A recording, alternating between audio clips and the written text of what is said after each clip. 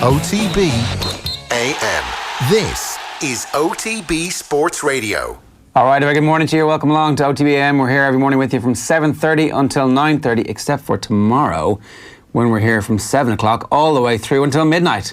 It's 17 uninterrupted hours of sports broadcast coming your way, in your earballs, on your eyeballs, wherever it is that you're consuming sports content. We're on YouTube, we're on Facebook, we're on Twitter, and we are, more importantly, on the Go Loud app. You can download the Go Loud app or go to offtheball.com/radio, and you can listen to OTB Sports Radio, and it is from 7 a.m. Do you know what? When we were going to do this, I was like, what if the transfer deadline day is a complete damn squib and nothing good happens?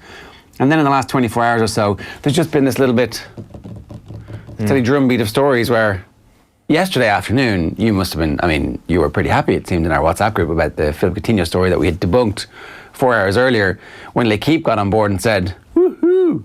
What the hell were L'Équipe doing? Yeah, they were getting your hopes up, Owen. I haven't slept all night. Hanging from the ceiling, hoping Philippe Coutinho was coming to North London, which he is, refresh. it seems, but not the right North London club. Like, I don't know, it seems that Unai Emery, it seems that Mauricio Pochettino, it seems that Ole Gunnar Solskjaer are all people who study for an exam at the very last minute and procrastinate and will get, it seems, big business done in the last couple of minutes.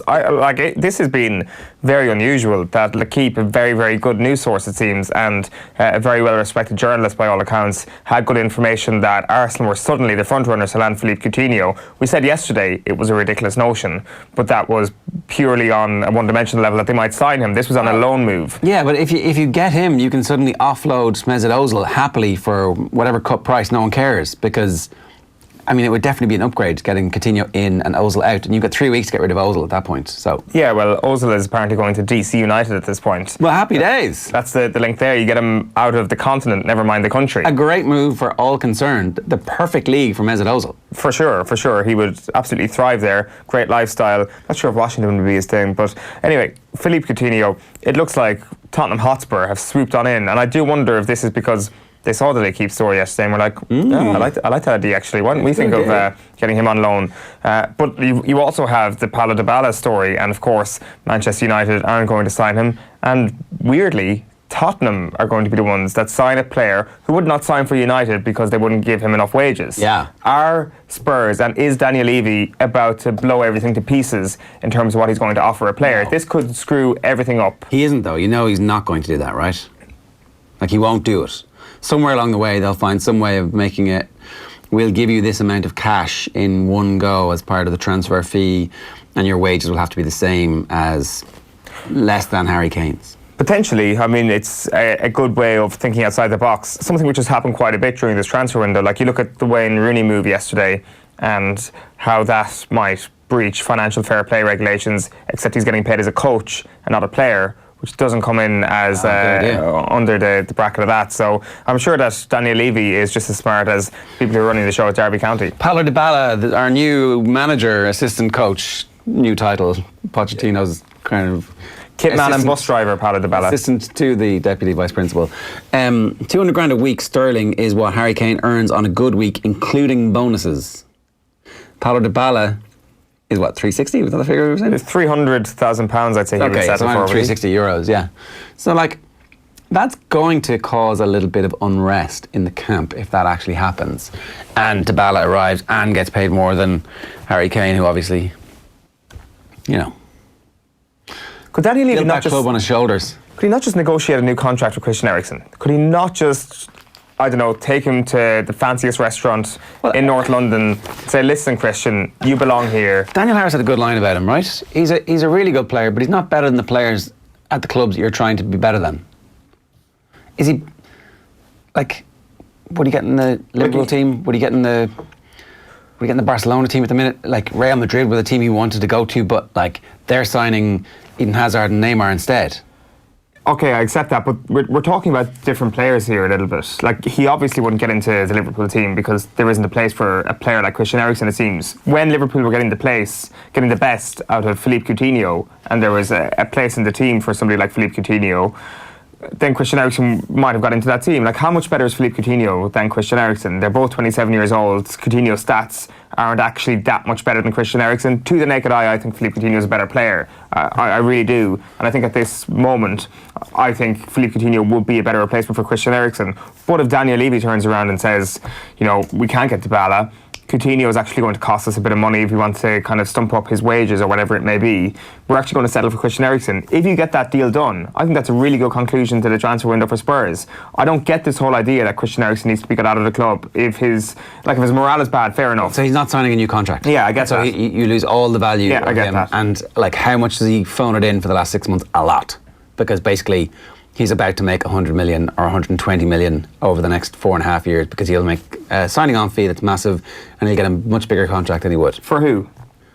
Christian Eriksen. Yeah, who's he going to sign? If you're saying he's not good enough to play for those clubs that they want to compete with, then who is that club? It's going to be one of those clubs they want to compete with that is going to put up that sort of money. Well, so at that stage it doesn't really matter to them, right? Because as soon as he signs for them, he signs on a 4 or 5 year deal. He instantaneously becomes valuable to Real Madrid or Barcelona or Atletico or Bayern Munich or PSG or whoever, or any of those Italian teams, because they now have an asset on a 5 years that they can sell after 1 year and make money on. That's like, so he becomes this, he's got all the power, and that's why they've got to get rid of him. Now, if I was him, I'd be like, I'm not going anywhere, I'm not signing any new deal, thanks very much, I'm going to play my football, I'm going to do my thing, I'm going to be a professional. This is precisely the scenario that we've been talking about, where the players need to just back themselves a little bit, take out a big insurance policy, and sit tight.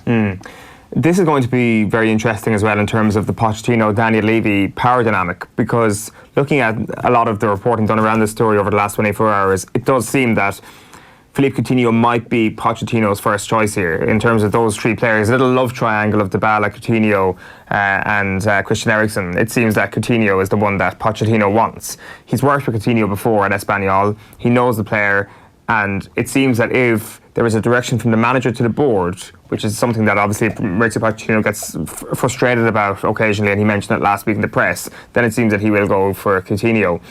Now, I don't know, there's reports that Dybala is almost close to completing a deal to Tottenham Hotspur, but really, like, I can't actually remember a transfer window where there have been so many kites flown from agents. Like, this is nothing new that agents have been powerful. Nothing new.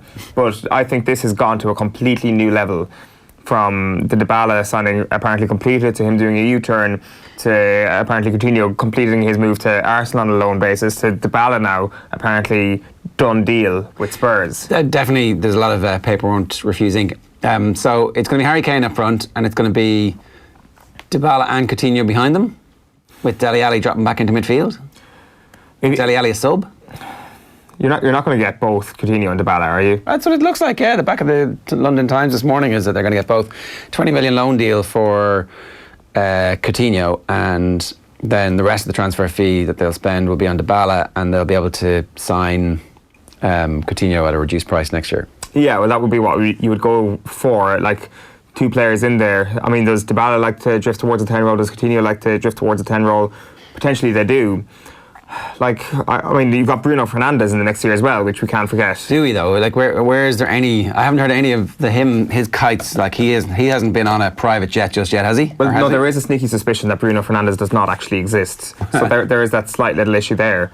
But I think he's removed from the situation now. I think there's just too many people in a similar position. He is, well, when I say that, I mean, it's going to be a person in that advanced position in perhaps a 10 role that they sign, not somebody who I think is actually a really good central midfielder. He scores a lot of goals, but he's a central midfielder that Spurs need. Perhaps actually Spurs need a central midfielder than they actually need an attacking midfielder if they manage to make Coutinho or Dybala happen. They might be better going for Bruno Fernandes than going for the other one from the Dybala-Coutinho situation. And Ndombele? Well, they've got Ndombele now, but like, I mean, alongside Ndombele, if you're going to play two midfield, if that's something that they consider doing, I would say Bruno Fernandes would be better in that position than Dele Alli. You've got Eric Dyer there as well. If they get those four players and end up with all four of them, I mean, that's unlikely. Right? It would be the most un-Spurs thing that's ever happened. It would. After not spending any money for 600 days, then they decide that they're going to spend loads of money. Well, look, it turns out there is plenty for us to talk about. It's fascinating. Like the deadline days, to be blunt about it, haven't been great in recent times. Yeah. But it seems that procrastination has thrown up a doozy when it comes to tomorrow. Yeah, we can't wait for tomorrow. 17 hours of uninterrupted transfer tittle-tattle coming your way from 7 a.m. all the way until midnight. On the show this morning, though, all the way until 9:30. Anthony Cunningham, the Roscommon manager, the former GAA hurling manager, is going to join us to help us preview the weekend's Gaelic football action. Look back a little bit at their season as well. That's coming your way at 8:05. Owen's Power Rankings with Specsavers coming your way at 8:20. Not that much really left to decide beyond Kerry being second. Chris Sutton is going to join us at 8:30. We're going to talk Spurs with John Duggan and the transfer situation that they find themselves in at the moment, what he's most excited about. Wexford GAA, great story coming through that the first ever cool camp for kids with autism was held. Anthony Masterson is going to join us around 9:05 to talk to us a little bit about that. And then deal or no deal, there's plenty to be churning through at that stage as well. We'll get to the papers next. Hey everybody, next Thursday is transfer deadline day and we're launching our football coverage for the brand new season with a takeover of OTB Sports Radio. Live, uninterrupted, brand new shows all day, every day from 7 a.m. all the way through to midnight. You're going to be there too, Nathan. Right in the middle of it, Ger. I love my deadline day. 17 hours. Brian Kerr's going to be in with us. John Giles, Kevin Kilban, Gary Breen, John Walters, agent Stephen Hunt. Actually doing work on deadline day. So if you're wondering how to get it, all you need to do is download the Go Loud app or get on to offtheball.com/radio because OTB Sports Radio is live and it will not be going away at any point during that day. It will be brand new content coming your way all the way from 7 o'clock all the way through to midnight that night with, as Nathan has said, some top quality guests coming your way. Check us out on YouTube. We'll be streaming live across YouTube all day as well. But the important thing is that the football season is back. We're back. And we're bringing you, for the very first time ever, proper sports radio on OTB Sports Radio from 7 a.m. all the way through to midnight. Get tuned. 2 thumbs up from Nathan. It must be pretty good. Right, back page of the London Times. Spurs swoop for 85 million sterling pair. Tottenham Hotspur have launched a remarkable double bid to sign Philippe Coutinho and Paulo Dybala before the transfer window closes tomorrow. The wage demands they're pointing out are going to definitely be an issue because obviously Dybala's deal fell apart at Man United because he wanted 350 grand a week. They also have an interesting detail here that the deal fell apart because it was complicated by his image rights being owned by a third party, and that was one of the issues that hindered Manchester United's attempts to sign him too. Barcelona paid up to 142 million to Liverpool for Coutinho in January last year. That is some haircut they're going to be taking on that because you can have him for 21 million apparently on loan for a season. It's quite a lot for a loan, and you're not really actually getting anything out of it then. Like you're looking at Barcelona's recruitment over the last couple of years. It hasn't been amazing, has it? It's been terrible. It's really been terrible. For a team who have Leo Messi at the peak of his powers, at the end of his career, not to build a good team around him that you can compete properly for Champions League, because they haven't been realistic competitors for the Champions League. No. Maybe if they'd beaten Liverpool, who knows? Like you look at what they spend on Ousmane Dembele as well, who I think will actually be an excellent player. Like you want the sort of instant gratification of that transfer fee, and if you're not going to get it, at least you're going to get it in the long term. But with Philippe Coutinho, you're getting absolutely nothing in the long term. It seems been a bit of a disaster for them. Like that's why I don't agree with your point on Eriksen that he is just guaranteed a big money move at some point next season. Have big clubs not got burnt by this sort of big profile, he is certainly going to fit into the team. Like, is there not an attitude problem from somebody who actually says, I'm actually going to wait out this contract? No. I mean, Christian Eriksen his profile isn't the same as Alexis Sanchez, where, you know, he was the only player at the club carrying the team on his shoulders and was absolutely exhausted. He's not going to be flying off to the Copa America or the African Cup of Nations. He's going to be playing European football week in, week out. He's come through the Ajax system. It's like he's perfect. He'll be 28 next year. It's the perfect free transfer. Just sit it out. Play your football this season for Spurs for the rest of the time. Don't be taking the Man United job just because like Spurs need 50 million to pay for this crap. Sit it out. The Irish Examiner this morning leads with In the Crosshairs. It's a picture of Peter Keane in Park Dalton, Tyrone eyeing Kingdom semi from way back, and Keane preaches patience to green and gold starlets. There's some interesting stuff on Kerry Tyrone in the Irish Examiner this morning. That's the perfect Irish Examiner story the week before a Kerry Tyrone game, isn't it? How do you mean? Whispers from Tyrone that all along, all Tyrone wanted was Kerry. Will we get into this now? Yeah, why not? Come on. Declan Bogue's got a great piece on page 3 of the Sports Supplement in the Irish Examiner this morning. And so all of Kerry is reading it going, oh my God, now they're worried. Now that little, hang on a second, What did Tyrone do to us? No, it's just a shiver down their spines. When I was reading this morning, I was like, oh God. Oh God. Why did I predict Kerry to win yesterday? So it goes like this. Amazing the things you pick up while out and about. On the sidelines of a club pitch last weekend, a former Tyrone footballer let something slip.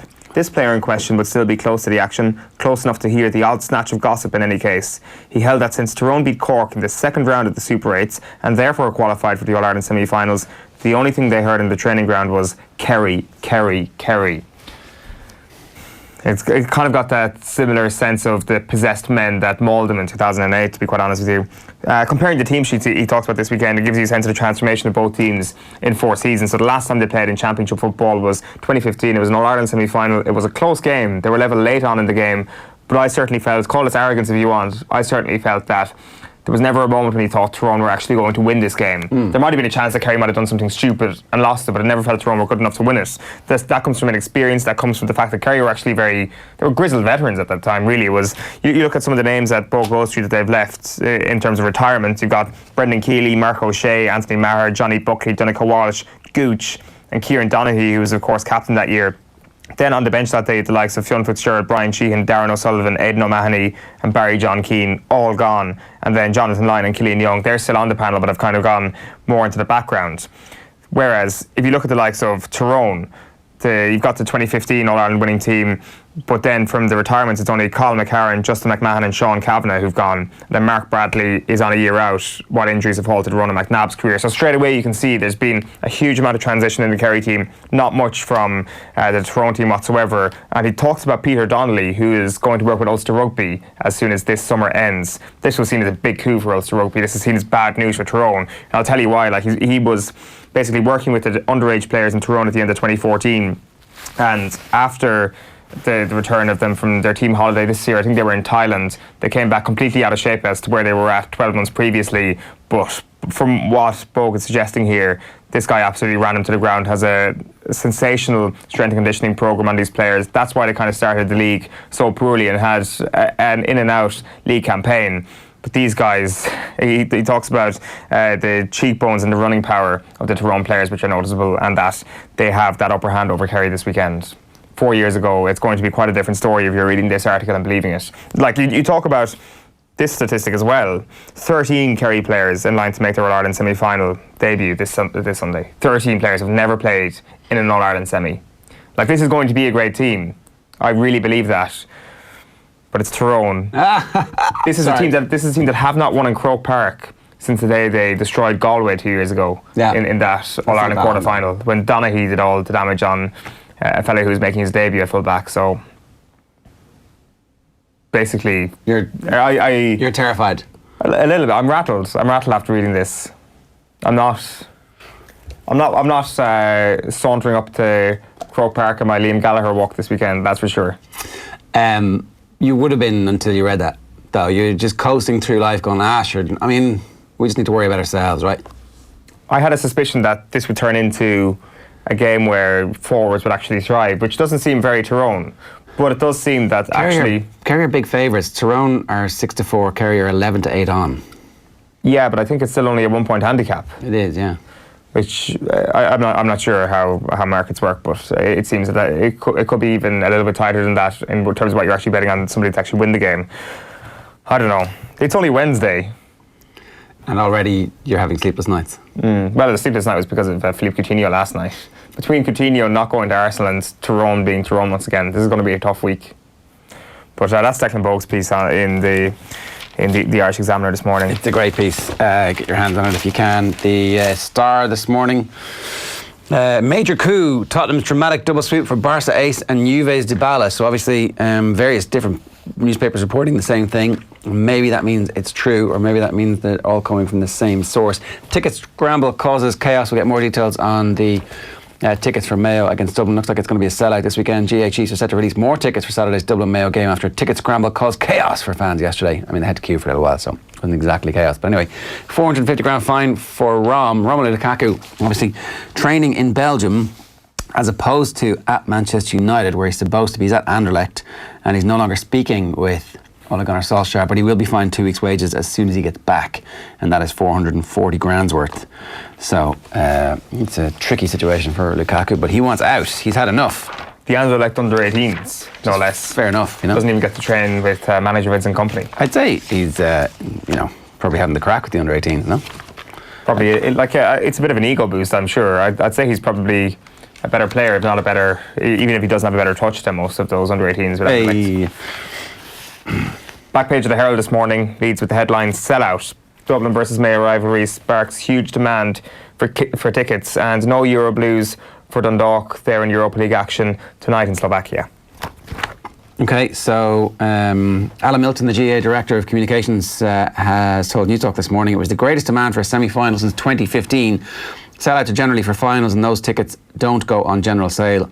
A lot of club members went through general sale for this game, and there was a huge demand from outside of Dublin and Mayo, and the season has been so condensed. Just a 6-day turnaround to buy tickets for the semi-final instead of 2 or 3 weeks. So I think that's why you saw those teams yesterday, but it looks like it's headed for a sellout anyway. The back page of the Sun this morning is hot splurge. And one last bit, sorry. It was a perfect storm. 20,000 people in the online queue, 7,000 season ticket holders. The system didn't crash, but the GAA are looking into complaints that people lost their place in the queue. There will be another allocation today. Not sure how many tickets or at what time they'll go on sale yet. I said that the GAA will review all of their ticketing operations in light of yesterday.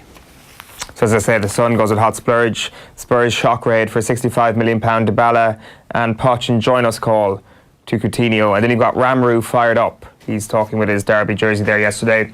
Joe Show as a fighter goes pro. That's Joe Ward, who turned pro yesterday. And Mountney to climb for Mayo. So this is John Mountney, hopes to kickstart a big week for Mayo by helping Dundalk beat Slovan Bratislava. He, of course, is for Mayo. The back page of the Irish Daily Mail this morning. Sunday blame. Sheedy says analysts got timing wrong. Sheedy was surprised by the angle taken over his team's stirring comeback from 5 points down with 14 men from the bulk of the second half. For the bulk of the second half. He's talking about the Sunday game, obviously. Everyone has their own style in terms of what they decide to comment on after a match. Personally, the timing of it, if it was on after the match had been analysed, I don't think it might have come on for such negative commentary. But look, Tony Logue and Derek are two really, really strong characters, hurling men. Everybody has their own style. When they go into the studio, you're encouraged to bring your own style and be your own person. So it's not exactly slamming the two of them. I really enjoyed my time in the Sunday game. It certainly hasn't done me any harm in terms of staying close to the game, understanding the game or where it's moving. So I would say definitely being involved in the analyst in the Sunday game helped me in terms of getting back in. The Racing Post this morning leads with anti-whip London bus ads slammed by BHA, and Arizona on course to take on Siskin in Phoenix. Meanwhile, back of the newspaper is Derby announced Rooney's return and Summer in the City. Star names look to shine in the shadow of New York skyline. And you go, windfall for Croker as fan numbers hit summer high. Dublin Mayo in line to be semi-final sellout as all rivalries attract 140,000 to headquarters. Will the Kerry fans travel for the semi-final? Say that again? Will the Kerry fans travel for the semi-final? Ah, yeah. They have to, don't they? They surely will. Like, why would you not? It's Tyrone, Sometimes you don't travel for the semis, remember that whole thing? That was a long time ago. You seem to be absolutely basking in the 2000s. It's gone. The 2000s is over. Like the teens is almost over. We're almost at the year 2020. I get it, yeah. I know the passing of time on. You get more and more conscious of it as time passes for you yourself. This is coming. I'm acutely aware of this. But I am also aware of what year it is. Yeah, so I mean, and this tired old saying that Kerry fans don't travel is really something from the noughties when there was when they didn't travel. Tons and tons of consecutive All-Ireland finals. They were picking up handy All-Irelands. Farrell leading preparation for Italy warm-up in absence of Schmidt. That's the fact that Andy Farrell is leading Ireland's preparations for the game against Italy after Joe Schmidt returned to New Zealand for a family bereavement. And there's Michael Dara McCauley flying the "This is my Dublin" flag for the Dublin Sports Fest. He was there for the photo call, but I don't think he did any press yesterday. In advance of that, they had Conal Keeney out talking, so that Michael Dara McCauley didn't have to. Irish Times goes with Super 8 show GAA is disdain for player welfare. It is Darragh O'Shea's column. He's calling a Dublin versus Kerry final, but as you can imagine, the thrust of the article is about the 6 and 7 day turnarounds for the teams competing this weekend and how it's not fair for amateur players to have to go through that. And Eoin Reardon is writing Keane's young Kerry team facing fresh tests of their maturity, and in the opposite corner stand Tyrone and a vastly experienced Heart. Kuru. Spurs go deadline day crazy with amazing Coutinho swoop, and Dybala is also on radar, and Rue. Wayne's all fired up to be Rams player coach, and Ozil is shock target to take his place in the US. And Mayday, Conal Keaney has a warning for the champions. His warning goes as follows. He gives Mayo every chance of ruining Dublin's 5-in-a-row dream on Saturday as the GAA prepares Croke Park for a sellout. I'd give them every chance. I know they had a couple of injuries, but some of the young lads... Turn to page 43. Oh, very far back. Some of the young lads are equally as good, if not better, and they don't have this fear of losing. If it's a lashing, dirty day, what do you expect to happen? Well, Mayo will be delighted. A lashing, dirty day is what Mayo want. A lashing, dirty day is what Tyrone want as well. And if it's a bad weekend this weekend, you might actually have a Mayo-Tyrone final. Or probably a Dublin-Tyrone. Like, Dublin, it doesn't matter really what the conditions are, is it? Like, Dublin will go into that game of favourites, but I don't know, perhaps they do want kind of a bit of a slogfest, Mayo. 30-mile-an-hour winds, 34-mile-an-hour winds on Saturday evening, lashing rain. Is it lashing rain? Yeah. On Saturday evening? Precipitation 61%, yeah. Jim Gavin better get a roof put on Croke Park ASAP. That's good news for Mayo, I think. Even though they played in horrific conditions all year. Every game in Castlebar just seems to have been lashing down on all occasions. Like the game against Roscommon was lashing, and they still lost. So maybe it means nothing. The Daily Telegraph is Rooney gamble, picture there beside his new Derby County shirt. D-Day for Pochettino then, Coutinho on his wish list, but United want Ericsson. And The Guardian.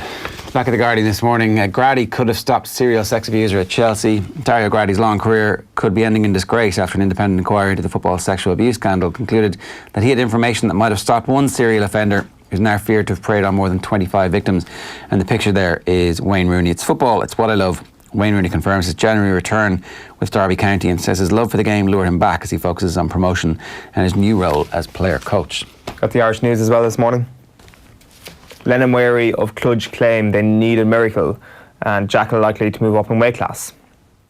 If he comes back, I mean, the hand injury that he suffered doesn't look great, but you'd like to think that he will make a full recovery. That is really up there in terms of the most bizarre sports injuries we've seen. Yeah, and like the thing about boxers' hands are that they just re-break. So you go in, you train, so all of a sudden it hasn't knitted properly. Very, very bad news for him and for his career. So we hope that Frampton does make a full recovery and gets a chance to get back into the ring. We didn't really talk about Tony McEntee in any detail. He so the Banty Rory Dream Team looks like it's been shot down by Banty saying that his work commitments might prevent him from actually taking the Monaghan gig. And then it looks like Tony McEntee is next in line, which I think would be an excellent appointment. Yeah, this would be a step forward for Monaghan, really. This is the sort of appointment that, when it's made, other counties will look at it and say, why didn't we think of that? Why didn't we think of going for Tony McEntee? Because, like, he's a big enough name, but in managerial circles in recent times, because a lot of work has been done with backroom teams, he wouldn't exactly be a household name. He wouldn't exactly be the person that you'd put immediately on the managerial merry-go-round. If Monaghan makes this happen, I think it'd be a very, very good appointment. But it's a good appointment for him as well. Like, they got to an All-Ireland semi-final last year. The team hasn't changed that much. It was a bit of a down year for them. They need a fresh voice. Malachy O'Rourke did a great job, but Tony McEntee can be that fresh voice that they need, like, and get back to that level. So I think this is a win-win for everybody involved. And really, if it's a choice between that managerial pair and Tony McEntee, I'd actually be kind of leaning towards McEntee at this point. So McEntee versus Jack O'Connor, say? McEntee versus Jack O'Connor. Given Monaghan's position at the moment, I would say McEntee. But what I would say is that Jack O'Connor would be a much better fit for Monaghan than he would be for Kildare, because I do think that this year was an underachievement for Monaghan. Last year was where they can get to, and perhaps can get to again. Like, if Jack O'Connor's got players like Conor McManus at his disposal, Carl O'Connell at his disposal, Niall Kearns at his disposal, they're outstanding players. They're all-star calibre players that Jack O'Connor can get the best out of. How many all-star calibre players will Kildare have? Now, it's something that you made the point yesterday, and I think it was actually in relation to Paul Galvin, but it's perhaps true with Jack O'Connor, that if you do have players like Daniel Kelly who aren't in the squad, and they see someone like Jack O'Connor, multiple All-Ireland winner, Flynn as manager, Daniel Flynn, that's Daniel Kelly, Niall Kelly would be the other one, then they're more likely to come back. And like, I think that's true for Galvin. I think it's true for O'Connor. It's true for any big name that comes into a squad. So he can have that effect with Kildare to actually get a couple of all-star calibre players into that team. Yeah, I don't know. It's just hard. It's hard to know exactly. Like the point about Anthony Moyes made the point about what's the identity. What is Kildare's identity as a? What is the philosophy that they have? And like, Dublin have one, Kerry have one, Mayo have one, Donegal have one, and Tyrone have one. And they're the teams who, at the start of the year, think we're going to make progress this year. Everything that we do is aiming towards the same conclusion. And you just don't feel like all of these other teams who are in the gloop of nothingness, that is the bottom of Division 1, the top of Division 2, the bottom of Division 3, all the way down, is like, well, what are we trying to be? What is our identity? And I don't know, maybe Jack O'Connor will come in and establish that. And it would be good to hear that, but like, I suspect we won't hear that much from Jack. It's kind of how I would expect this all to go. Maybe he'll write another book when he's Kildare manager. Maybe. I mean, you get like, what do you want the Kildare identity to be?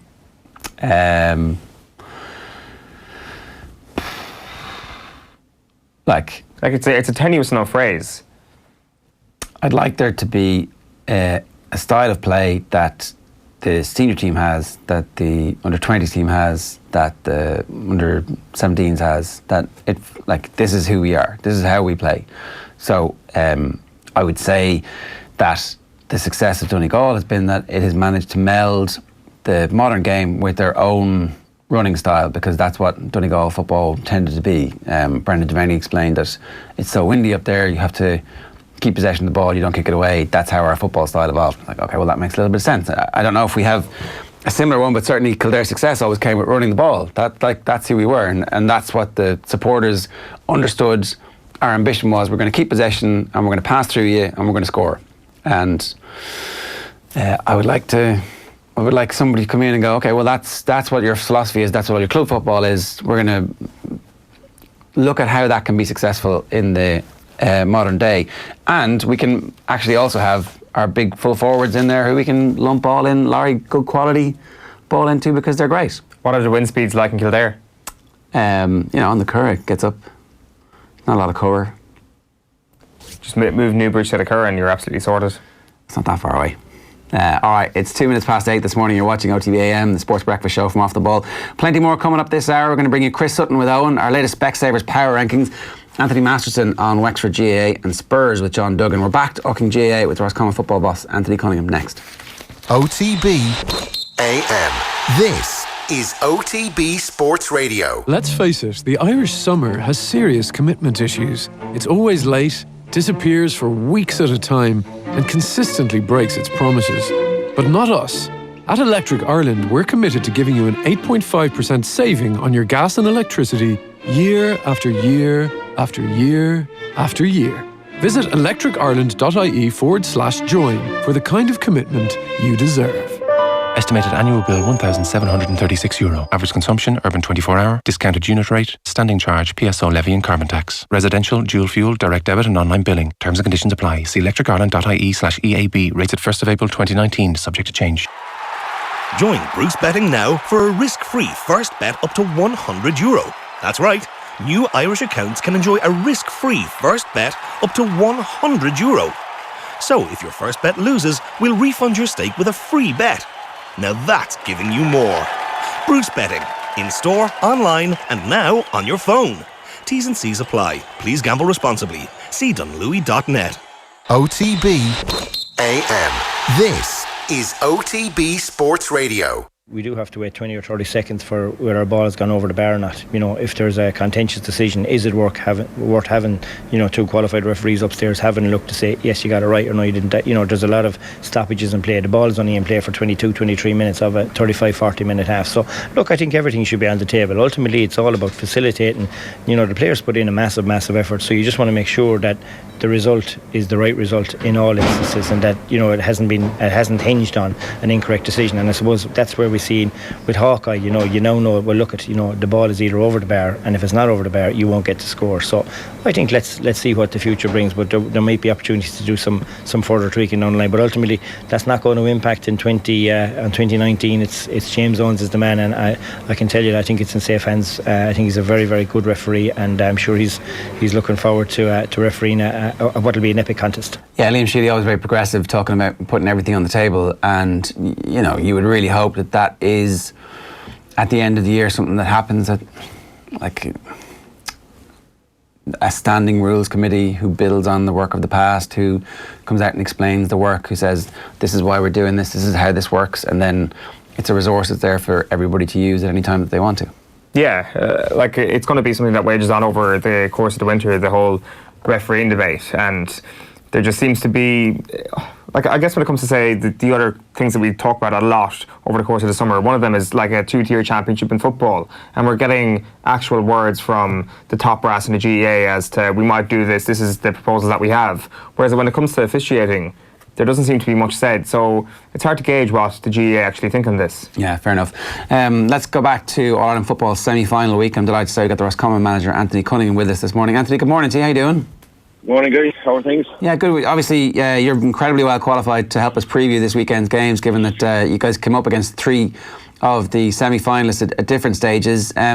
Just to talk primarily first off about the Dublin Mayo game, you saw both teams up in close quarters. How do you assess both teams' chances ahead of the game on Saturday evening?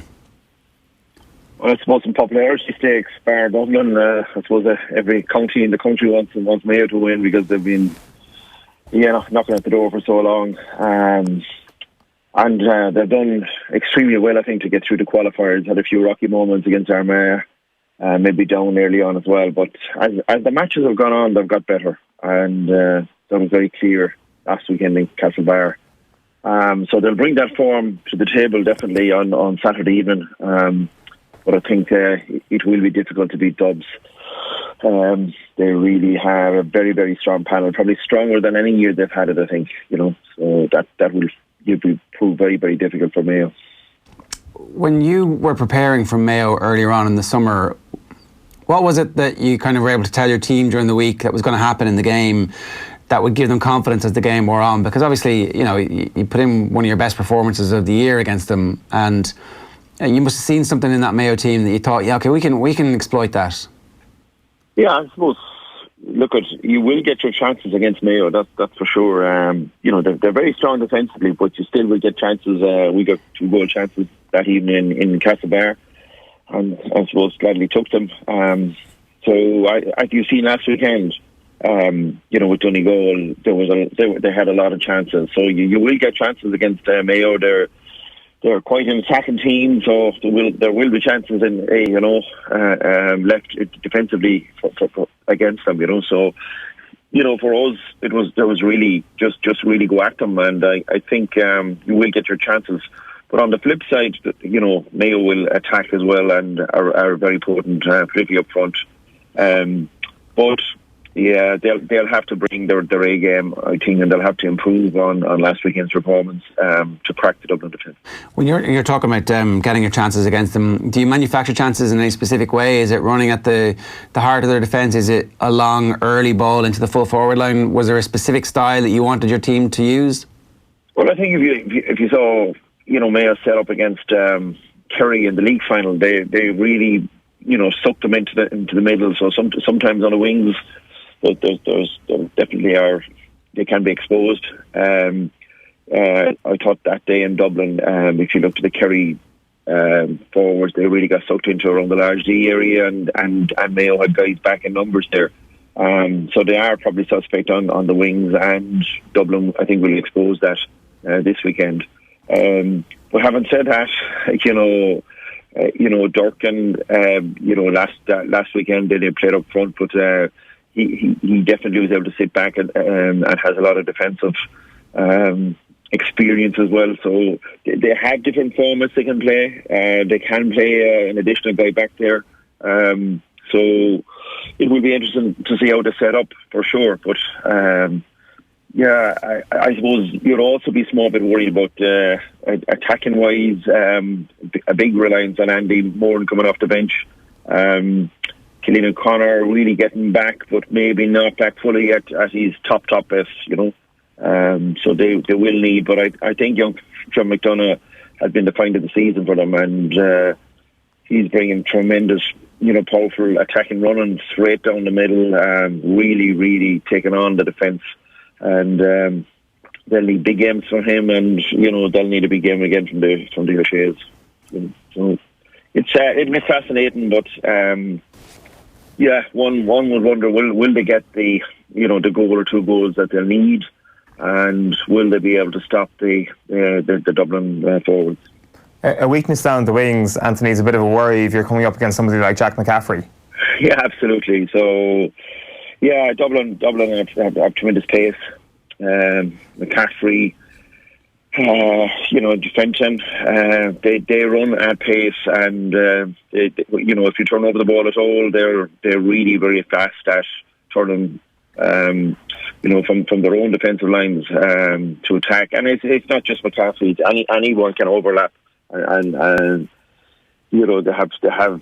It just doesn't matter. It's the man in the best position that will overturn and just go at pace. But I suppose McCaffrey is probably the best known guy for it. But midfielders, really powerful runners as well.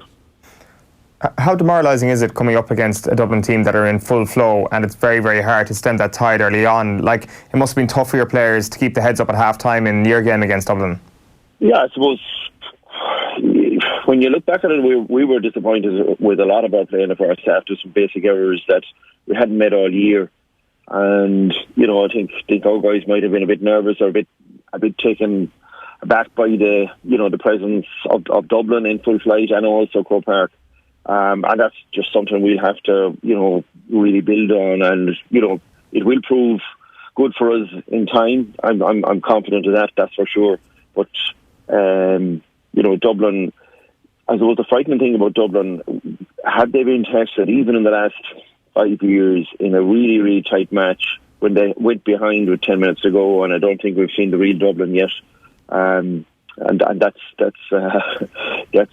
really putting the gun to their head and saying, well, can they play in the last 10 minutes? And I've no doubt they can. They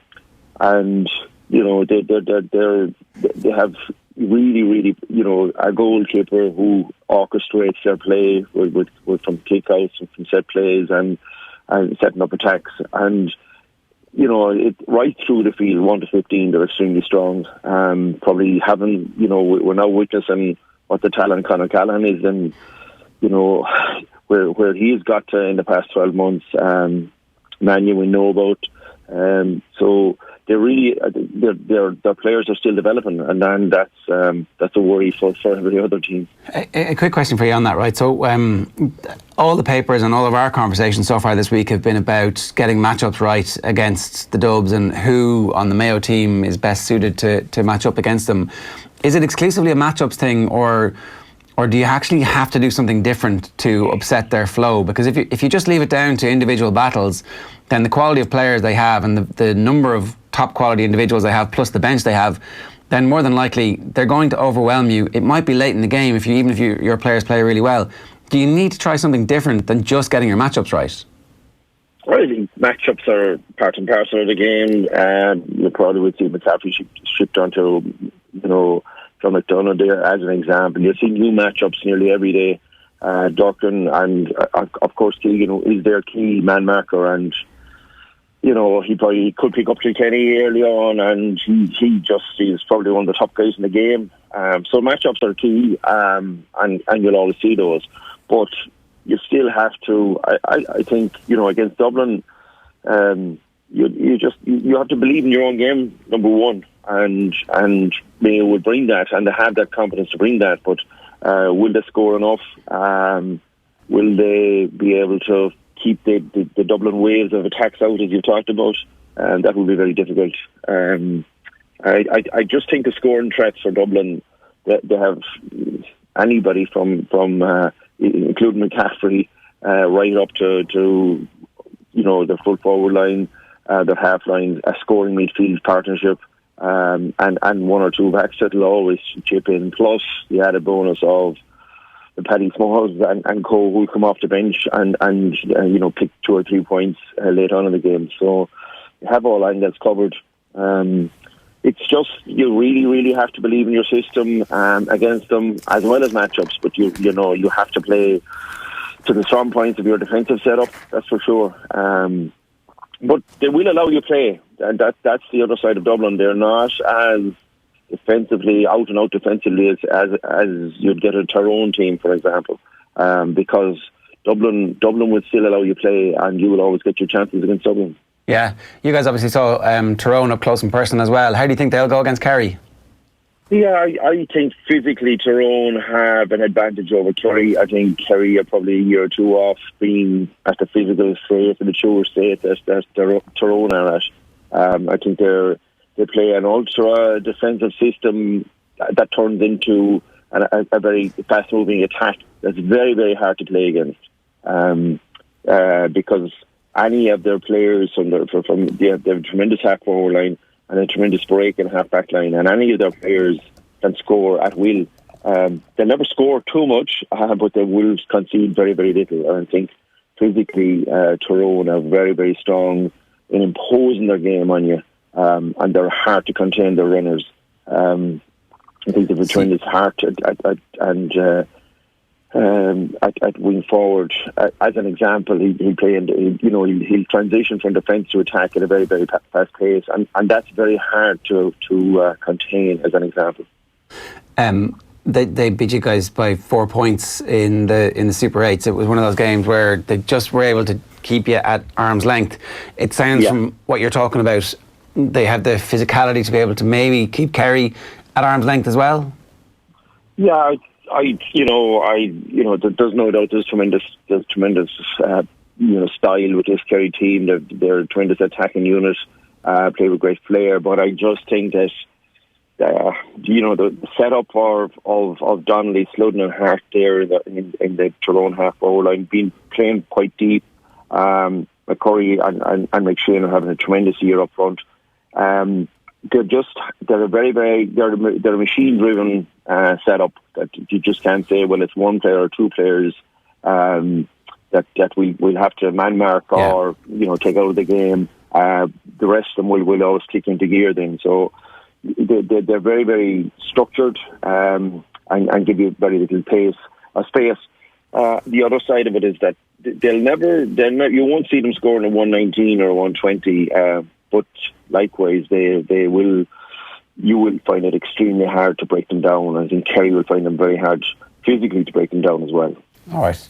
You make Tyrone side favourites, it sounds like. I suppose you'd always have a lot of friends in Kerry because they're such a passionate and a brilliant football county, and they're really craving for a win. Just in a line of form with Donegal, and we saw what happened with Donegal last week.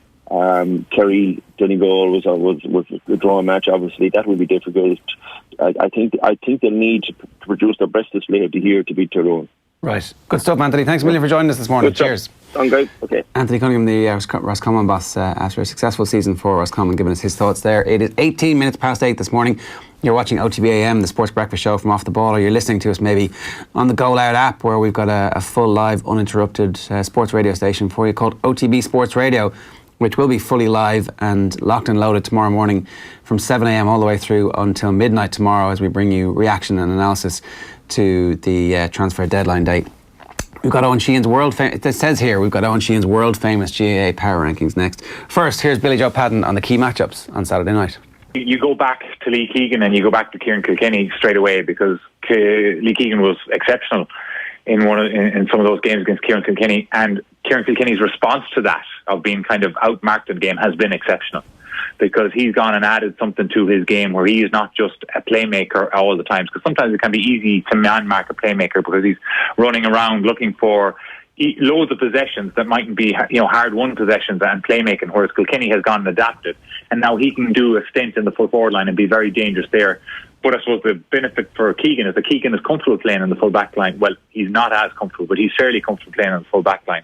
I think as well that you give serious consideration, and I think I would go with it, of playing Paddy Durkin on Jack McCaffrey and just letting those two, greyhounds chase each other up and down Croke Park. And in many ways, I think it's a spectacle to go and see those two matchups in themselves. And if Mayo are to win this game, I think they'd need Mayo to. Those two matchups would need to go significantly in Mayo's favour. Yeah, it's an interesting whether or not individual matchups can be decisive versus having a system that will actually counteract what Dublin are doing. And in a weird way, Tyrone's pre-programmedness has been their downfall every time they've come up against the Dubs up to this point. But is that the way you get there in the end?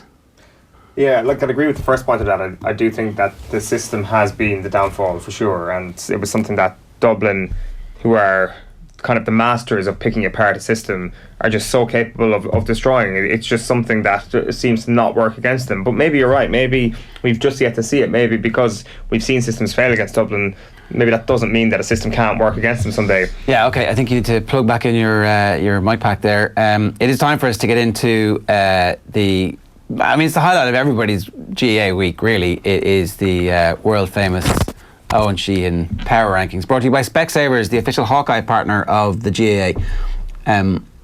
It's business time. It's showtime. Eoin, what have you got for us this week? Well, it's getting kind of emotional, isn't it? That 33 New York, 32 London, 31 Wexford, 30 Waterford, 29 Sligo, 28 Wicklow, 27 Limerick, 26 Antrim, 25 Carlow. Maybe if I feel like it's some week, I'll just move one of these counties up or down. That's called playing God. Does Paul Galvin's appointment move them up, maybe? Yeah, 24 Louth, 23 Leitrim, 22 Tip, 21 Longford, 20 Offaly, 19 Derry, 18 Down, 17 Westmeath. Right, we've got a couple of movers here. Laois 16, Fermanagh 15, Clare 14, Kildare 13, Monaghan 12, Armagh 11, Cavan 10. Where are they from? They were from 9, and Galway have moved down from 8 to 9. Grand, so that's good. Galway didn't deserve to be there in the top 8. It seems it didn't. No, I thought they did for a while, and then we got a few Super 8 performances from the likes of Meath, who they'll be delighted to know have moved up again, as much as they didn't necessarily really want to do this. Meath, the 8th best team in the country. Yeah, I think that's about right. I think Cork are better than them. They're at 7. Roscommon are at 6. Sorry. Tommy just shouted in my ear, that's all we wanted. That is how low things have sunk in Meath, that all they wanted was to be number 8 on Eoin Sheahan's Power Rankings. What do you mean by that? That is how low things have got. How is that low? That is the bottom of the barrel has officially been scraped by Meath football. Tommy going, woohoo! It's almost like they've won something, Eoin. It is like they've won something. They're in the top 8 best teams at Gaelic football in the world, in the most correct rankings that exist in world sports journalism. So congratulations to everybody in Meath. It is better than an Leinster title. It is better than Sam. Maybe they will be able to back it up. Basically winning Sam is the league. Getting into the top 8 in the Power Rankings is championship. Finishing number 1 is obviously... Yeah, well, 8 is a good start for Meath. I mean, come on, they're 8th. It's top 8 is top 8. And getting on to the page 4 of the Power Rankings is a good return for them. Okay, let's go. Donegal are down to 5 after getting knocked out of the championship. A really disappointing result for them. They were at 3. Tyrone, I'm keeping them at number 4. I think Mayo were better. I prefer Mayo to Tyrone right now in the Power Rankings. This was the toughest decision. Tyrone at 3 or Mayo at 3, and I've gone for Mayo at 3 as a result of the fact that they beat Donegal and they are on the upward trajectory. There's no question about that.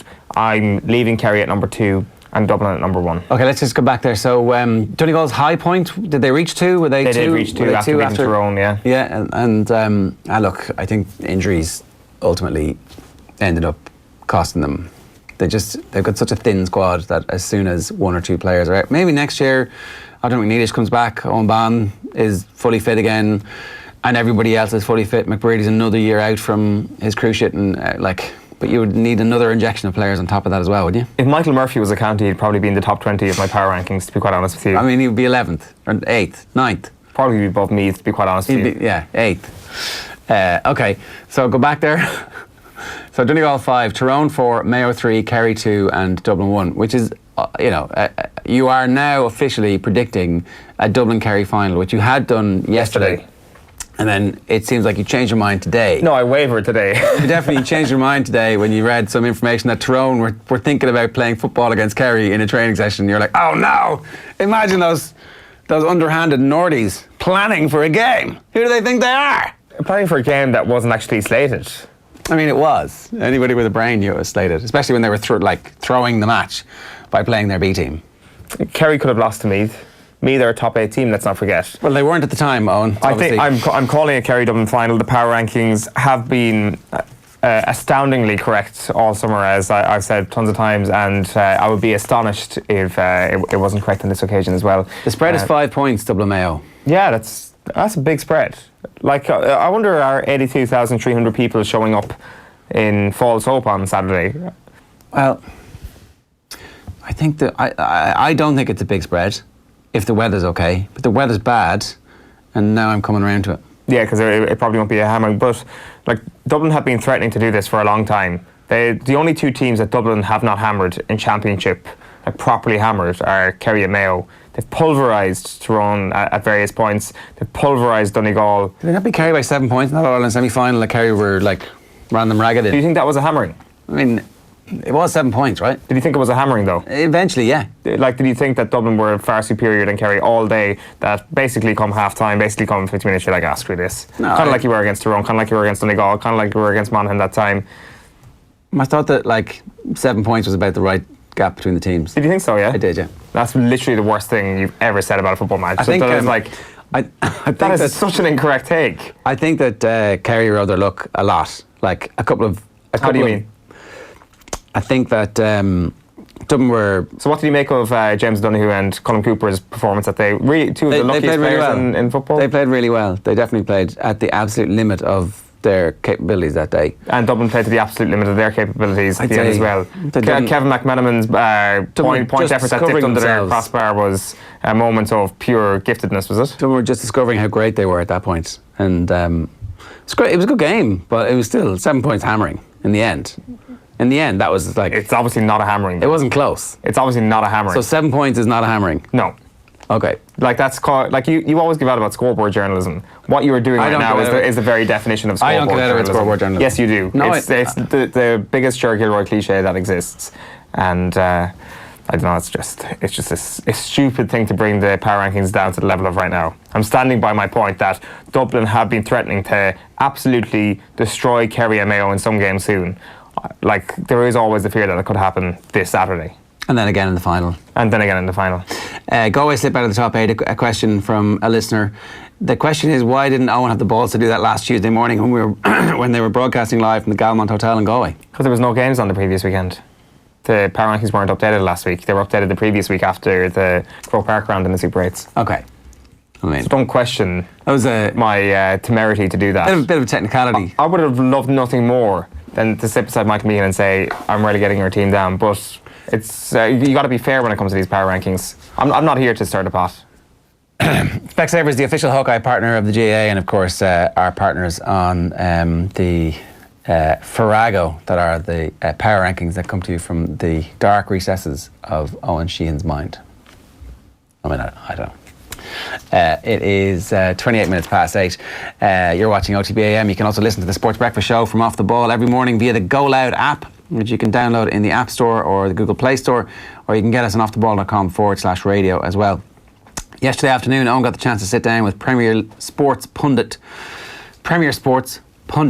Chris Sutton as they launched their Premier League coverage for the season. It's safe to say the lads are kindred spirits.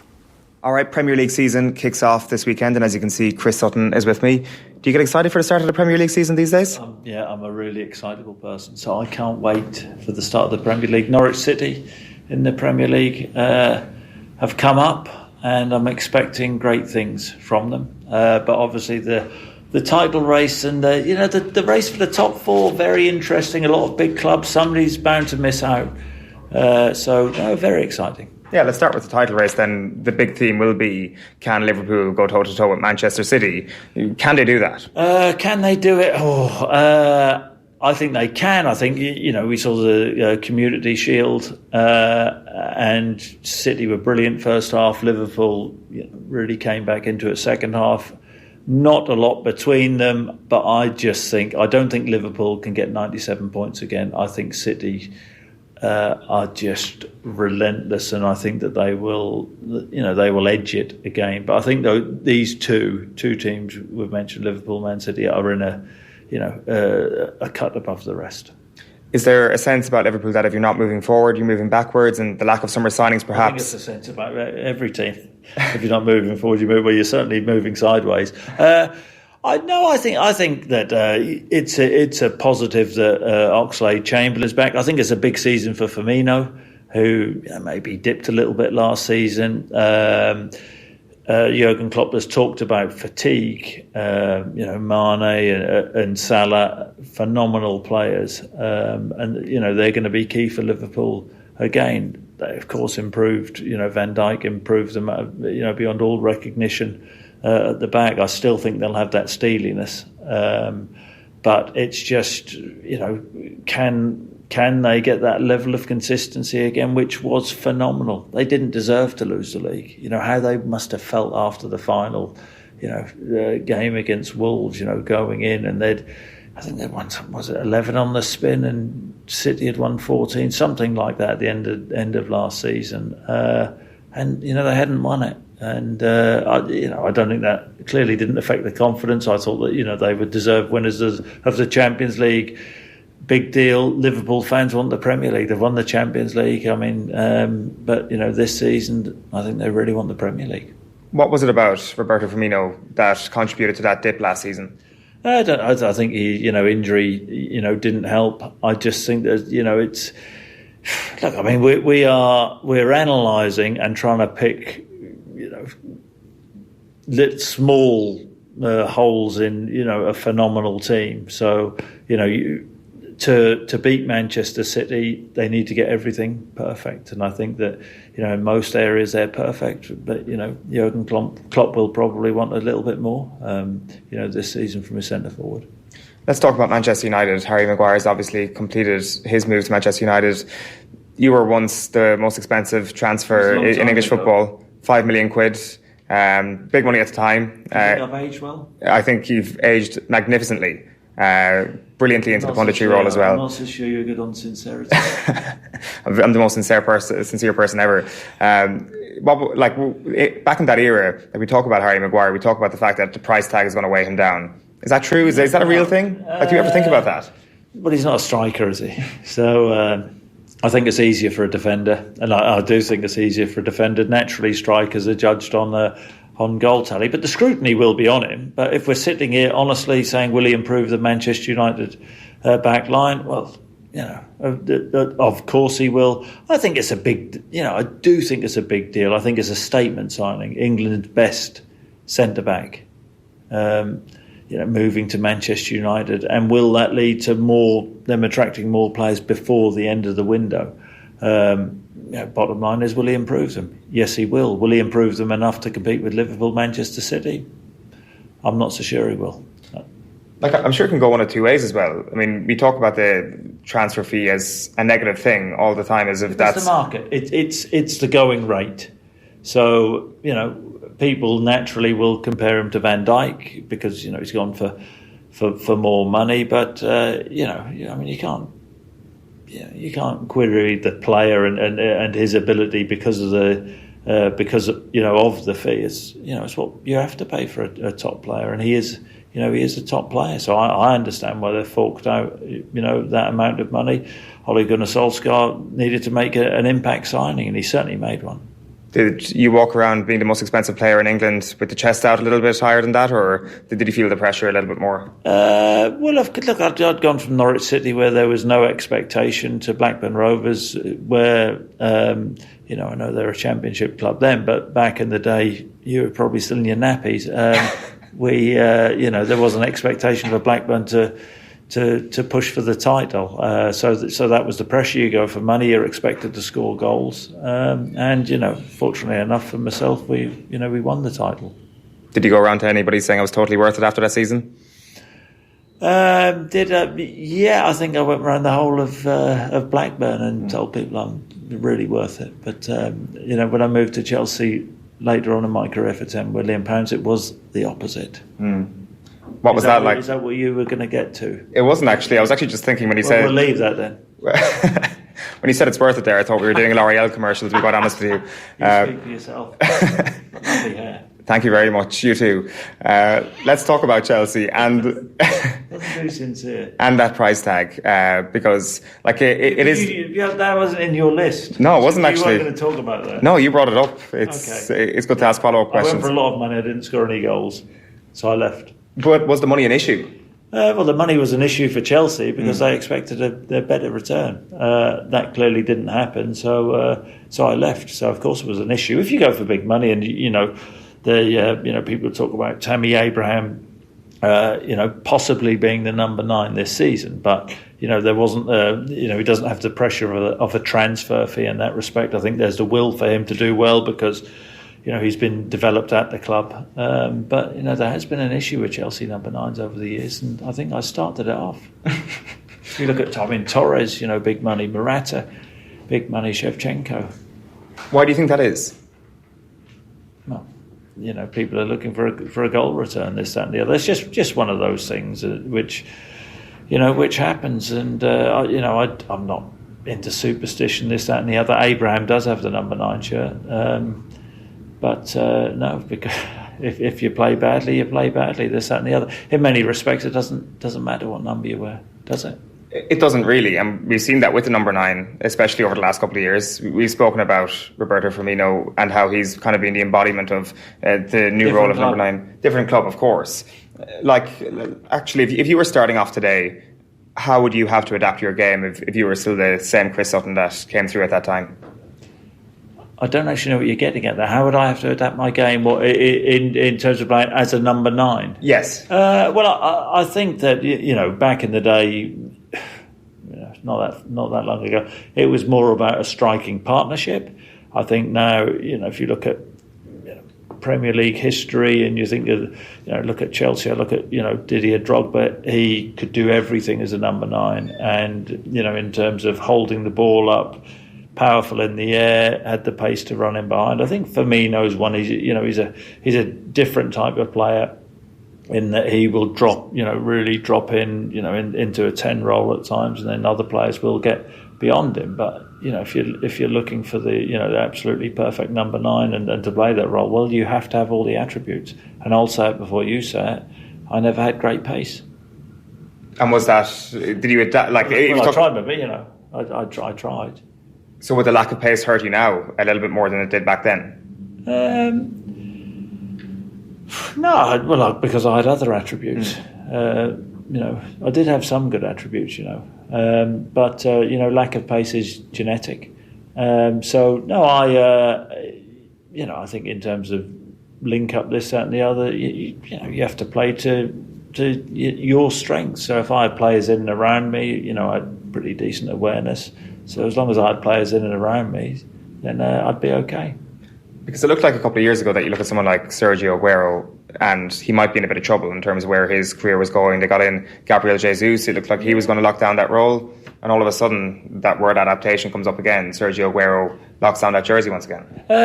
I think what was levelled at him, I think that there was a bit of a work rate issue, levelled at him, and I have to say, credit to him, has always been a phenomenal goal scorer. When Jesus went in, he raised his game and said, "You're not taking my place," and it's a good scrap for the jersey there, because Jesus is really talented. But if you're going to pick one, when it comes down to the crunch, the big game, then there's only one you pick at the moment.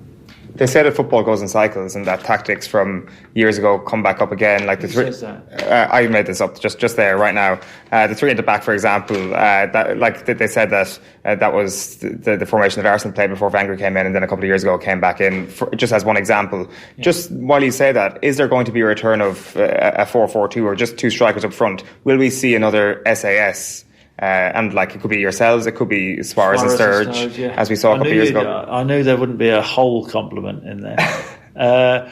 Look, I mean, you know, the truth is that, you know, when you're saying 4-4-2, I mean, essentially when we were out of possession, it was 4-4-1-1, and you know, Alan would stay centre forward, and I'd do all the running, and quite rightly so, but.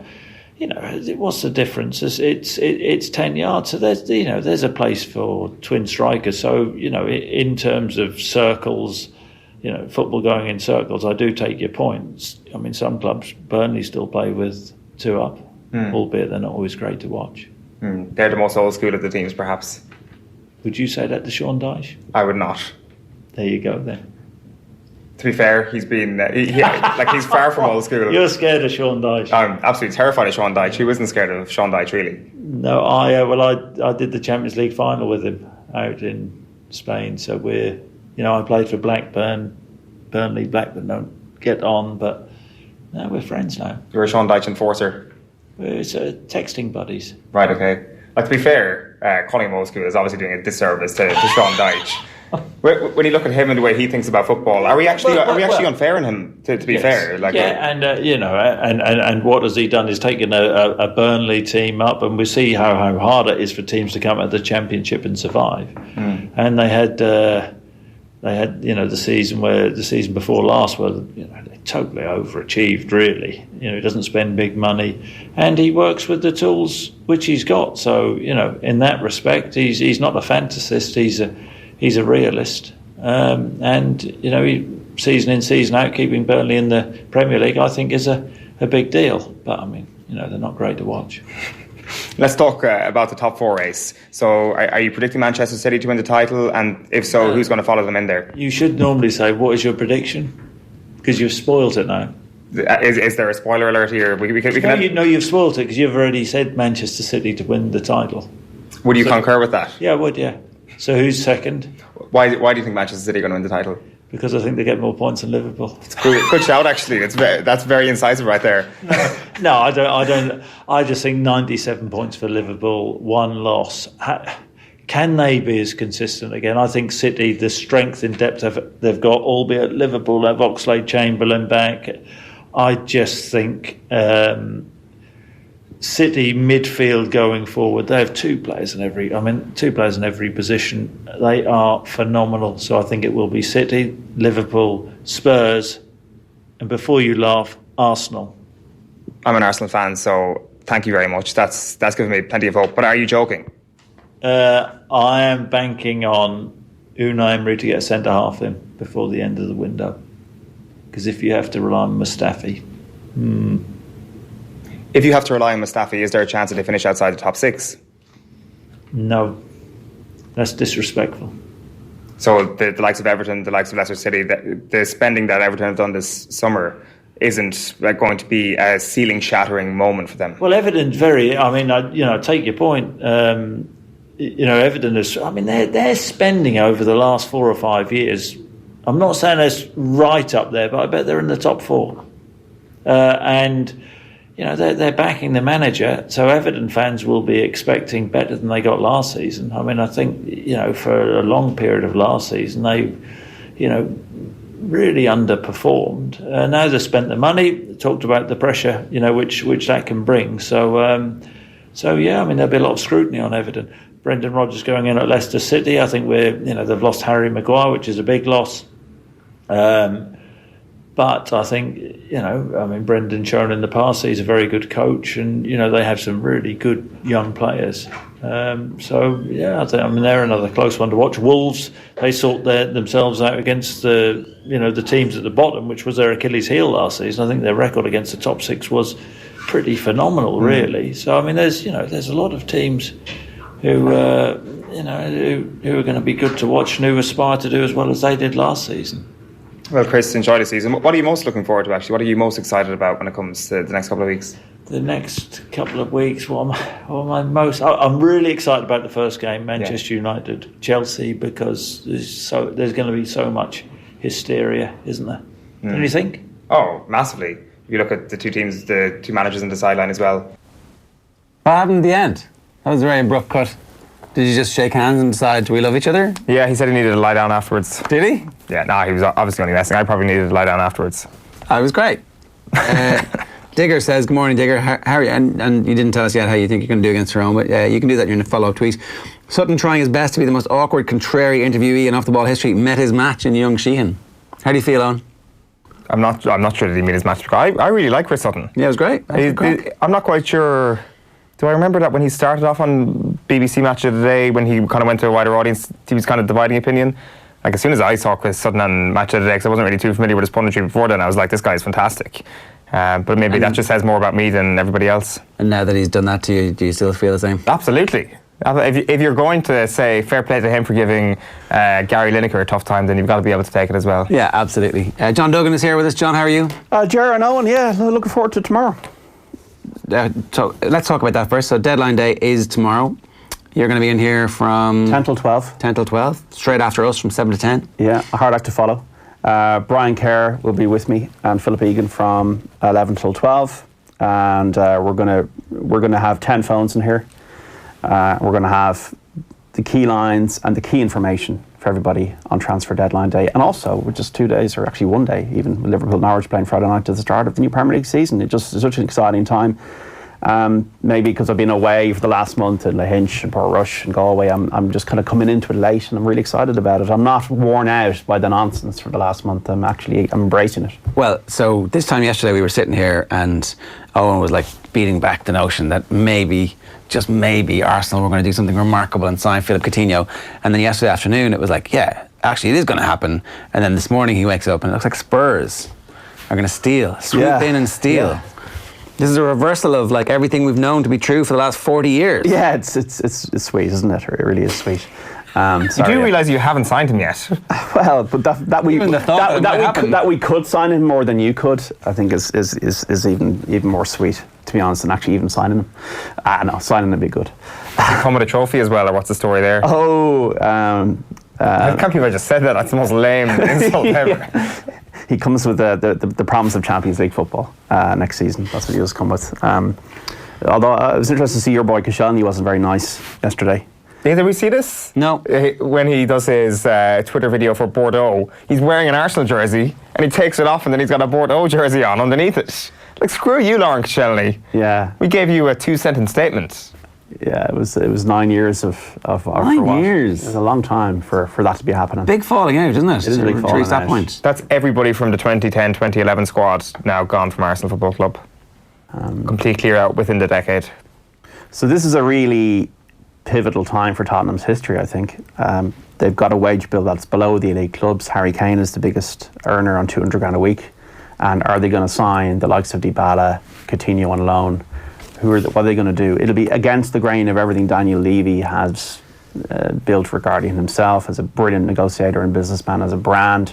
He is the king of the late deal. He's the kind of guy you're just on your knees in your office somewhere or other side of the world, and you're hanging on the phone. And I think he drove United up the wall around Berbatov a few years ago.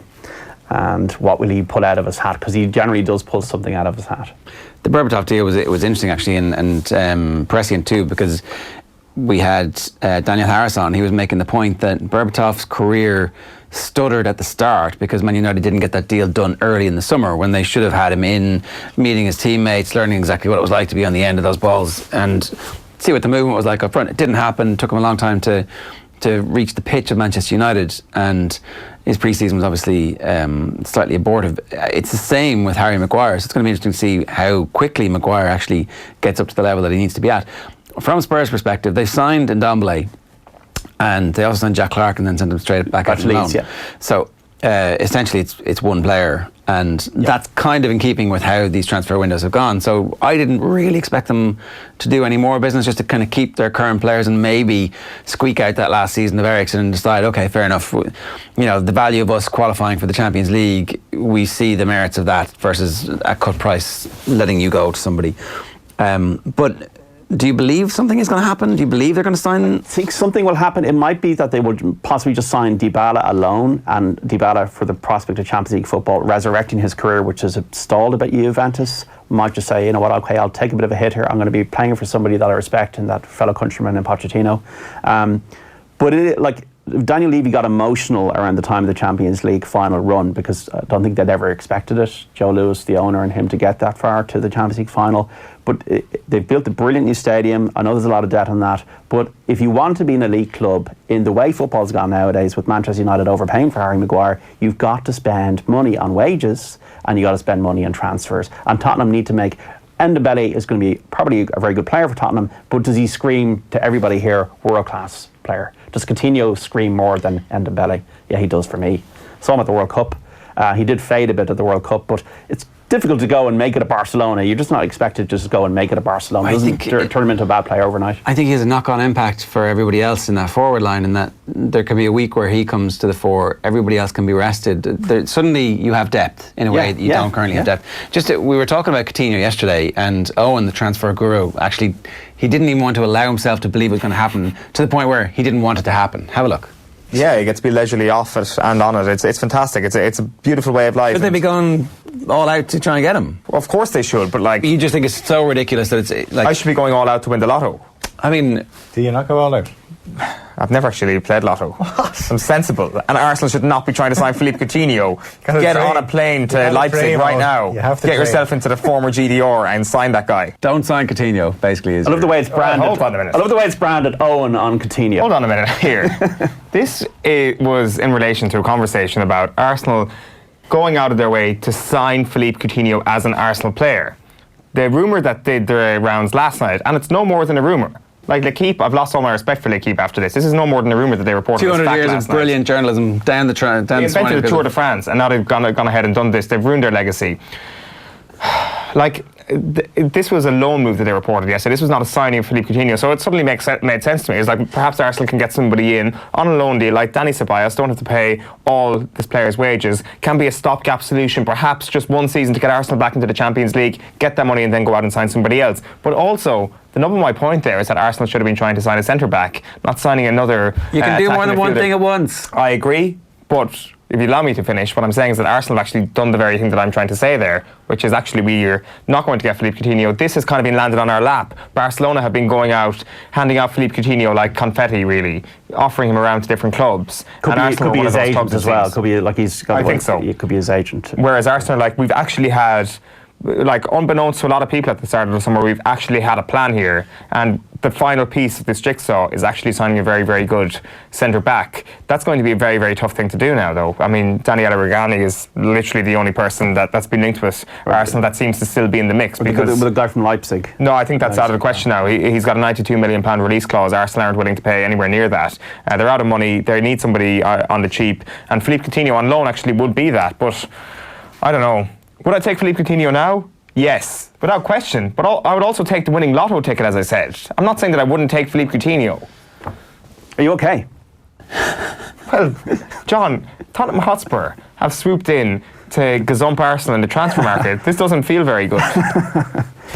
Spurs have spent a net 40 million. Obviously, Trippier's gone, Vincent Janssen's gone. They got about 31 million I'm talking euros here for that, and they've spent about 71. So it hasn't been a massive splurgy summer just yet. Alderweireld was meant to possibly go, but nobody's activated his release clause. I expect he might stay. Rose was meant to possibly go.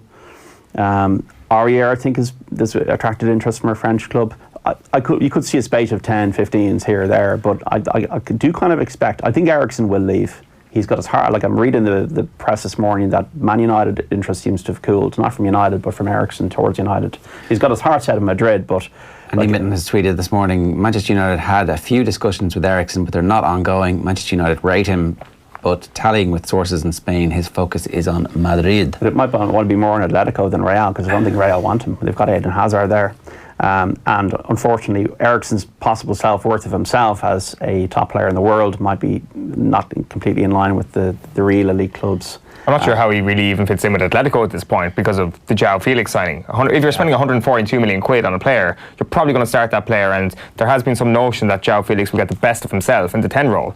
I personally feel that Coutinho needs to play somewhere similar to him, so I'm not sure if Atletico is that solution either, unless they manage to find some way of getting them both in the team, a la Spurs, as you mentioned earlier on, with two behind the striker.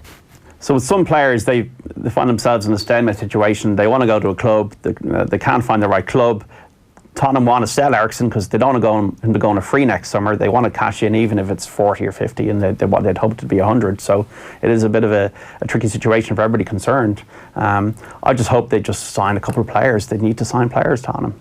Get into a bit of debt on the transfer side. It's time to the squad's not bad though. It's not bad, but they lost 20 games last season, and they really did struggle in the last couple of months. John, if Christian Eriksen turned around today and was like, actually, Daniel, you know what? I want to sign a fresh I want to add 2 years onto my contract. I'll stay for 3 more years. Would you take that and put it close to business for the window? No, I think I'd look to offload Eriksen now at this stage. Regardless of his ambition? Yeah, I think so, yeah. I think our Eriksen's best days ahead of him. I'm not so sure if they are. He's a brilliant visionary with the ball, and he can pick passes and he can score goals, great goals, but he does disappear in matches. I wouldn't know how fast he is. I don't think his best days are ahead of him. And are the best days ahead of Philippe Coutinho though? I think they're the same age. Yeah, I know that, but I think that Coutinho still might have a bit more quality, and it's not easy to just make it at Barcelona. I'm going to go to Barcelona and make it. I thought he was a great player at Liverpool. Really was great. And Liverpool were able to bring in players like Alisson and Van Dijk to compensate for that. So you can alter other aspects of your squad. Tottenham have had, it's a case of as well, like if you got, the squad depth is important with the Champions League run, but you're also trying to keep Son happy. You're trying to keep Dele Alli, who's gone off the boil, happy and is also injured again now. You keep Lucas Moura happy. How long is Ali going to be out for? I didn't realise he was injured. No, a few weeks at the start of the season. Tottenham's general, but I don't think the forward part of the pitch has been Tottenham's problem. I think the problem for Tottenham has been too many injuries in the centre, which was Winks getting injured, and also the backs. If the backs are not fully fit, there's nobody really to replace them. Foyth is injured again, and they're looking at him, I think, at right back and Sessegnon at left back, but Sessegnon, who they haven't signed. No, they haven't signed. Yeah. I mean, come on, it's like leaving it to the very last minute. But I think, that is the problem. And that's why Pochettino's been frustrated, and I think that's why Pochettino has publicly put it up to the chairman in press conferences saying, well, I don't make any decisions here, because he wanted everybody in by the 1st of July to work with people for a month. He said he didn't leave his house for 10 days after the Champions League final. You're dealing with an obsessive here, complete obsessive. And I just hope they do some business before tomorrow. But it's great to see them in the front line. Also, interesting to see Everton doing business. And I'll be a little bit worried for Seamus Coleman if Sidibe signs. That's the only really other thing I picked up from the last 24 hours. United seem to have done most of their business with the Harry Maguire. Manchester City don't really need to do anything after Rodri. Liverpool don't seem to be doing much. All right. Well, you'll get to sit in the seat tomorrow, John, for a couple of hours with Brian Kerr from 10 until 12. Kerr's going to be in around about 11, and yourself and Philly are going to be carrying the can for us. We're live, Deadline Day special from 7 a.m. tomorrow all the way through until midnight tonight. Live programming on OTB Sports Radio all day.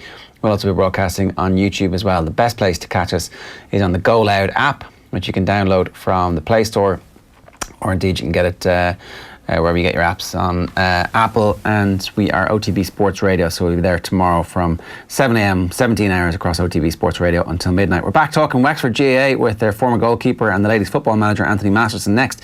Gary Breen's going to be joining Raf Diallo on Team 33 this week. Here he is on Harry Maguire joining Manchester United.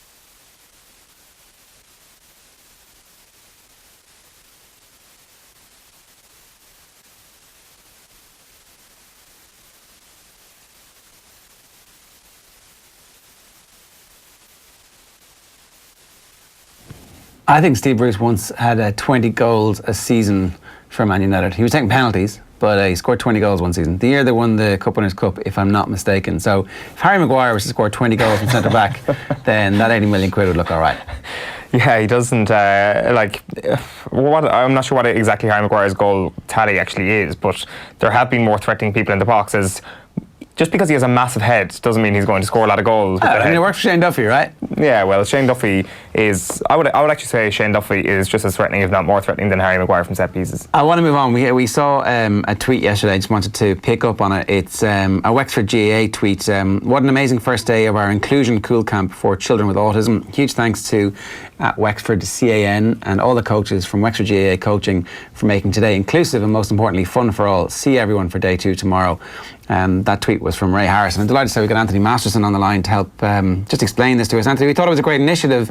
Good morning to you first off. Thanks very much for taking the call. We thought this was a great initiative and we just wanted to chat to you about it and how it came about and how successful it's been. Yeah, it's been, well, the first day has been a huge success. I suppose we were a bit nervous as it's never been done before, but I have to say it went really, really well, and we're really looking forward to today, the second day. The weather held up yesterday for us as well, and it's a special day for kids to get into Wexford Park. And I suppose it came about because Matthew O'Hanlon, the Wexford captain, is the ambassador for CAN. CAN will be Cottage Autism Network. They're a facility here in Wexford that look after 135 families with dealing with kids on the autism spectrum. So Matthew was ambassador for them, and himself and the chairman, Derry Kent, and their coaching officer, Bobby Goff, got together with an idea of running the first ever Kellogg's Cool Camp in Wexford Park. And in fairness to Leinster GAA, they've sponsored the kits, and Wexford GAA supplied all the staff. And it was a big day yesterday. There was a lot of work went on behind the scenes. Our games manager, Ray Harris, obviously put a lot of work in over the last few weeks as well. And in fairness to CAN, they set up training for all the staff with the HSE and to upskill the staff on communicating with non-verbal kids and dealing with sign language. So a lot of work went into it, and as I said, we were very nervous, but we're absolutely over the moon with how it went. And how many kids did you have who actually showed up yesterday? So basically in the morning time we had 60 kids, and then we had another 60 kids after lunch, so we had 120 kids. Not all are on the spectrum, I suppose, because some kids needed assistance from their siblings, which is always great to see. It's great to see how mature an 8 or 9 year old can be if they're dealing with a little brother or sister that is on the autism spectrum. And so the actual day itself, the different groups and different stations, and anybody could kind of partake depending on how much they wanted to do. Yeah, I think every kid sort of took part, and I suppose the one thing we take for granted is that how easy some things go. Some things can be very hard, but these kids, like, we might be a bit nervous because some kids weren't taking part, but a lot of them got just pure joy of simply picking up a ball and kicking it into a goal in Wexford Park, and being out on the surface and being able to play with all the other kids. I suppose there's a lot of colour, a lot of fun around the place. We treated them as a normal cool camp, and we had 3 hurling stations, 3 Gaelic football stations, and 3 fun game stations. So it was 9 stations, and all the kids got to take part about 7 or 8 minutes in every station, which went really, really well. Yeah, and so as far as we know, this is the first one that anybody's done in the country. It'd be great to see this rolled out as a pilot project in other counties in coming summers. I would say so. I'd say it's something that they're going to have to look at, because yesterday was a really, really huge success, and I suppose we as staff, as I said, we were very nervous about it, but we were really, really proud afterwards because of how well it went. I think all the organisers got everything right as regards the coach to kid ratio. Obviously the weather was a huge help as well, but definitely I think it's something that the GAA and Leinster and all the provinces are going to have to look at, maybe rolling out throughout the whole of Ireland, because it was, as I said, it was very proud to be part of it, and it was a real eye opener, and we found a very special thing, especially with we've had a big week of that spirit that can be provided with the GAA, with Michael met Davey on TV the other night, and then with having our autism cool camp was it's just been a really good start to the week. Yeah, no doubt, and no doubt everybody who's involved in bringing the idea together and actually making it succeed should be very proud of themselves. It does feel, Anthony, just from the outside, and I spent a bit of time in Wexford recently, but that something clicked in Wexford GAA teams over the last couple of years, that things are trending in the right direction in a way that, you were never quite sure that Wexford was going to get back to the top table in hurling. You were never quite sure it was going to fulfil its potential as a GAA county, but it seems as if something happened in the last 5 or 6 years that actually things are being run properly, everybody's on board, everybody's excited about what's happening. Yeah, and I suppose to have the county board of a vision and they've started to implement it the last few years, and there's been a big uptake in coaching staff, and it's obviously been a huge help. And look, the clubs are obviously buying into it as well, because look, we hope to have between 7 and 10 GPOs at the end of this year. There's a lot of counties out there that still don't have GPOs, and we have 3 or 4 full-time GDAs, and the lads, in fairness, in the coaching office and in the county board office, are looking to improve all the time, and it's something that is starting to show in underage coming up through the ranks. Obviously the hurling has had a huge improvement in the last few years, and look at obviously Davy Fitz has a big say in that.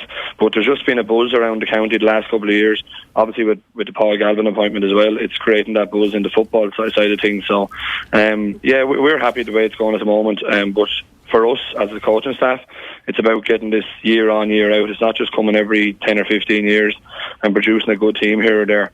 And we want to make sure that we're here to stay and compete on the top table consistently. I think everybody saw the scenes in Gorey when the team came back after the Leinster hurling final, but then there was another presentation in Wexford Park where the minor team had been successful, the senior hurling team had been successful, and the ladies football team had also been successful. So it's not just the lads who are doing good business at the minute. You're involved, I think, the manager of the senior women's football team as well. Is that right? Indeed, yeah. Unfortunately, we just got beaten there at the weekend by Meath in the All-Ireland quarter-final. So, but yeah, that day back at the start of July was that sense of GAA community as well, and the people behind Wexford. I look at we all know we're nuts. Like, we're a mad county when it comes to when we win something, the county gets behind us. So it's, I don't know. Some people say it'd be great to win every year, but the teams in Gorey were just crazy for the lads coming home, like the minors and the seniors. Like, there's teams that would win in All Ireland and they wouldn't have that sort of support. So, like, the towns were just literally purple and gold for the last 3 or 4 months. We really, really get behind our teams when we do well.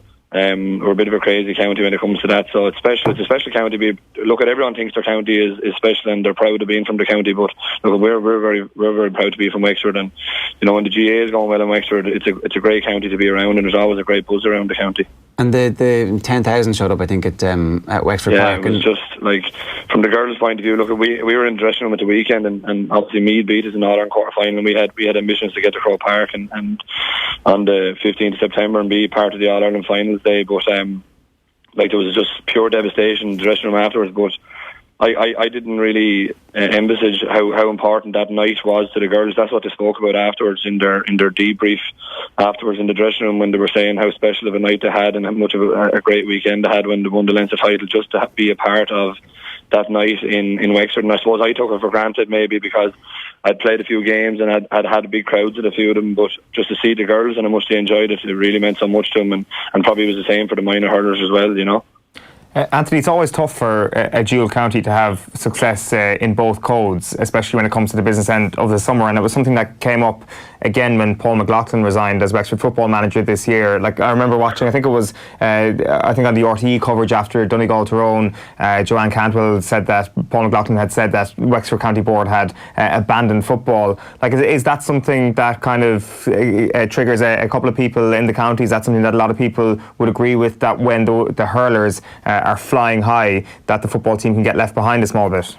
Yeah, I wouldn't read a hell of a lot into it. Like, I suppose I think he more or less said the clubs abandoned it and not the county board. Look, I'm working for the county board, and obviously I have to speak. Be careful what I say, because obviously I'm employed. But look, I'm not going to mince my words, and I would have to say that from what I've seen on the ground level over the last few years being involved, there's no divide between hurling and football. Everything is funded the same.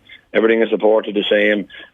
Look, there is a reality in Wexford that the clubs are putting a huge emphasis on hurling lately, and even some of the dual clubs obviously would put a huge emphasis. And that's not me crying out to the clubs for more help, and that's the reality. I'm seeing it on the ground, and a lot of people in the clubs will tell you that exactly the same. But the other side of it is, like, everyone has to measure what is success. Like, the reality of it is, do we want? Are we really going to be a successful hurling and football team consistently? No, you're not going to win All Irelands in both codes. You're not going to win Leinster titles in both codes. But for me, like, I have a daughter, and I want my daughter to be given the opportunity to play camogie and ladies football growing up, and I want her to be given an opportunity to do it at a decent level. And for me, I think that's success. I'm involved in a club. We're predominantly a football club, but we put a big emphasis on hurling at underage as well. So I measure that as success, that we can offer our kids all codes to play. We encourage them to play as many sports as possible when we're younger. And I think I'm just a big believer that people will deviate to whatever code they want when they get older. Every young lad wants to put on a Wexford jersey when he's 12 or 13, albeit hurling or football. They don't really care, and the girls the same. Like, I see how much it means to the girls to put on a Wexford jersey. So I just wouldn't get carried away with hurling or football or what we're going to promote. I just think it's vital that we promote both games and give all our kids the opportunity to play as much as we can. Yeah. That's pretty straightforward, Anthony. One last thing you mentioned there about the buzz that the Galvin appointment has created. It will presumably, if there was anybody wavering about going back to play football for Wexford, it presumably will be the type of thing that will draw them back, at least at the start, and then it's up to him to make sure that the backroom team and the training is attractive enough to keep lads committed. When it can be difficult to get people committed to play inter-county at Division 4 level, and you've got to do the same amount of training as the Division 1 teams without any of the days in the sun. Of course, yeah. Look, I think as well the county board made a statement by getting Paul. It is a gamble. There's no point saying else because he hasn't got a huge amount of managerial experience. But look at he was down. I think there was a buzz last night. We were playing championship in Belfield last night on the Tuesday night, and look, it usually to be a fairly poor crowd at it, but there was a good buzz last night. Ourselves and Sarsfields and Kyle Nairn and St Martin's were playing. So, and Paul was obviously there, and you could hear the ripple effect going through the crowd. We were playing the first match, and when we sat down afterwards, everyone was just speaking about, Paul Galvin's up in the stand there and he's watching the matches, and that's the profile. I was around at the weekend at little festivals and things in Enniscorthy and Gorey, and there was people approaching me in the street, and looking forward to what Paul Galvin's going to bring to Wexford football. So I think the county board have to be commended for taking that risk and getting him on board. From what I've heard, Paul seems to be very keen. He's very interested. He's a great thinker of the game. Obviously his articles are very impressive as well, so it'll be interesting to see. I think talking to some of the lads, they're obviously very excited about it as well. The likes of Dottie Waters, Ben Brosnan, Brian Malone, who have soldiered for 100, 200, nearly. Brian Malone is nearly on 200 games for Wexford at this stage. I think you'll see them line up in a Wexford jersey next year, and one of the reasons will be that they want to work under Paul Galvin. Yeah, fair enough. Anthony, enjoy the rest of the summer. Congratulations. Thanks, on the Cool Camps initiative. It's a great idea, and best of luck with everything. Thank you very much. All the best. Anthony Masterson there giving us some thoughts on what's going on in Wexford. It's 11 minutes past 9 this morning. Phil Egan is back with us next with the sports news, but also more importantly because the transfer deadline day is upon us tomorrow. It's one of the last deal or no deals of this transfer window, and we'll be back after these. OTB AM. This is OTB Sports Radio. Let's face it, the Irish summer has serious commitment issues. It's always late, disappears for weeks at a time, and consistently breaks its promises. But not us. At Electric Ireland, we're committed to giving you an 8.5% saving on your gas and electricity year after year after year after year. Visit electricireland.ie/join for the kind of commitment you deserve. Estimated annual bill €1,736. Average consumption, urban 24-hour, discounted unit rate, standing charge, PSO levy and carbon tax. Residential, dual fuel, direct debit and online billing. Terms and conditions apply. See electricireland.ie/EAB. Rates at 1st of April 2019, subject to change. How could a KBC personal loan make a difference to you? Make a difference to your... Make a difference to your... Make a difference to your... Or make a difference to your... Apply for a personal loan with KBC to find out how we can make a difference to you and your pocket. KBC, the bank of you. Lending criteria, underwriting, terms and conditions apply. KBC Bank Ireland plc is regulated by the Central Bank of Ireland. Let's face it, the Irish summer has serious commitment issues. It's always late, disappears for weeks at a time, and consistently breaks its promises. But not us. At Electric Ireland, we're committed to giving you an 8.5% saving on your gas and electricity year after year after year after year. Visit electricireland.ie/join for the kind of commitment you deserve.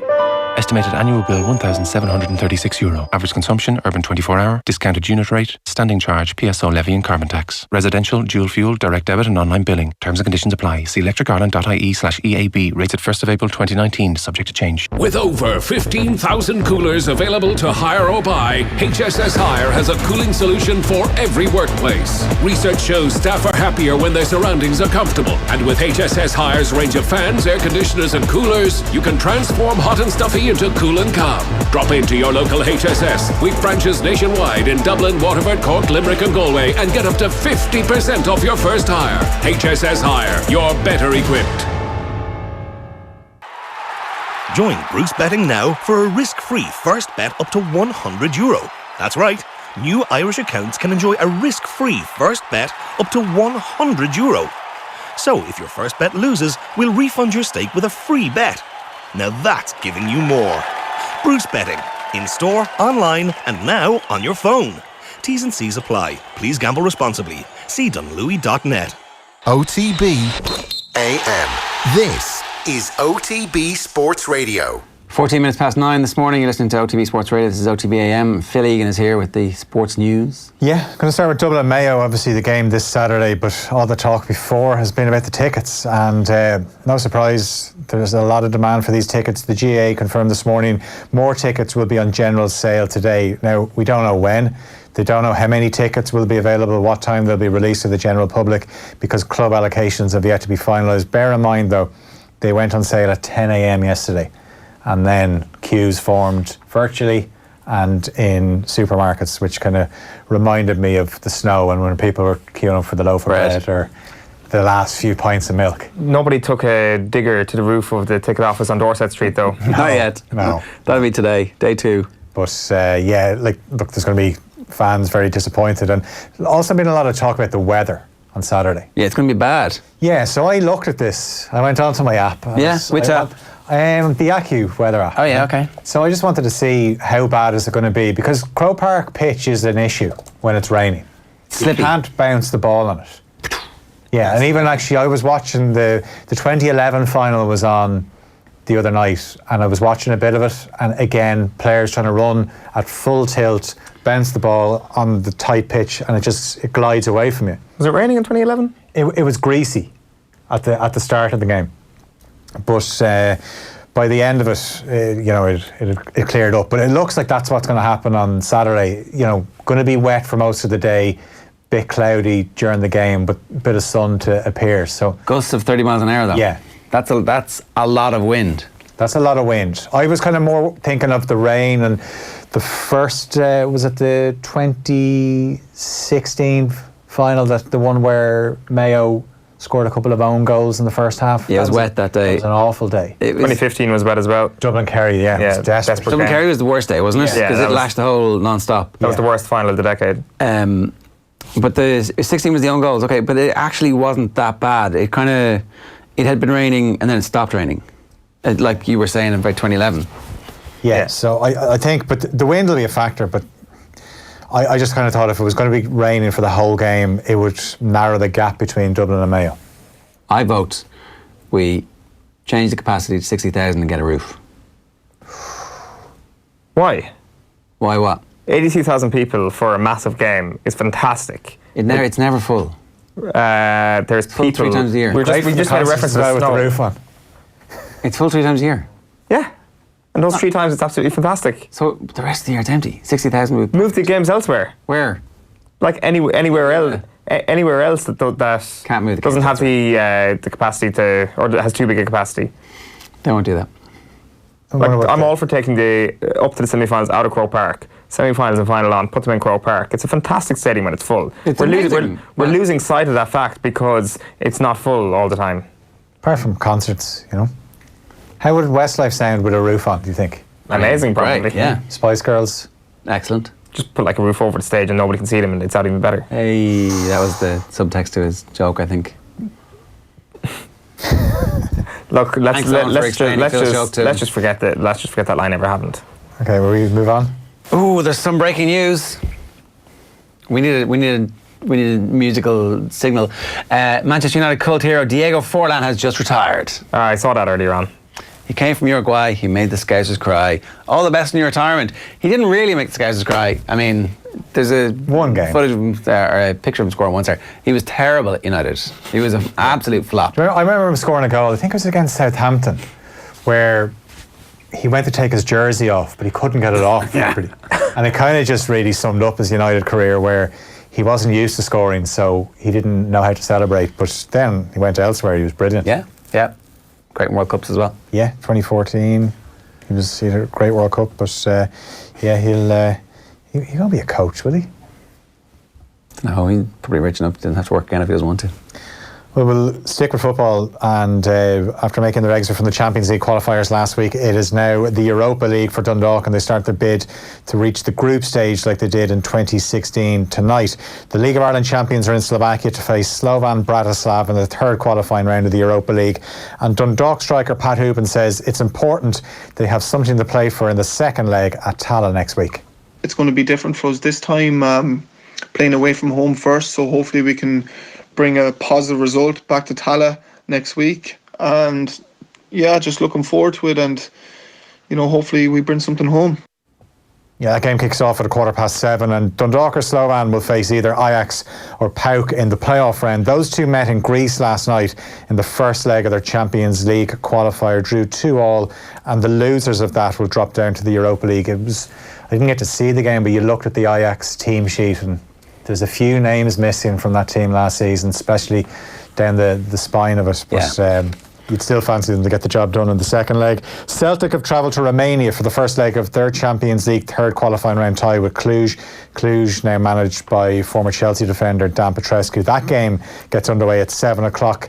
Before all that, at 11 o'clock this morning, Women's National League champions Wexford Youth start their Champions League qualifying campaign.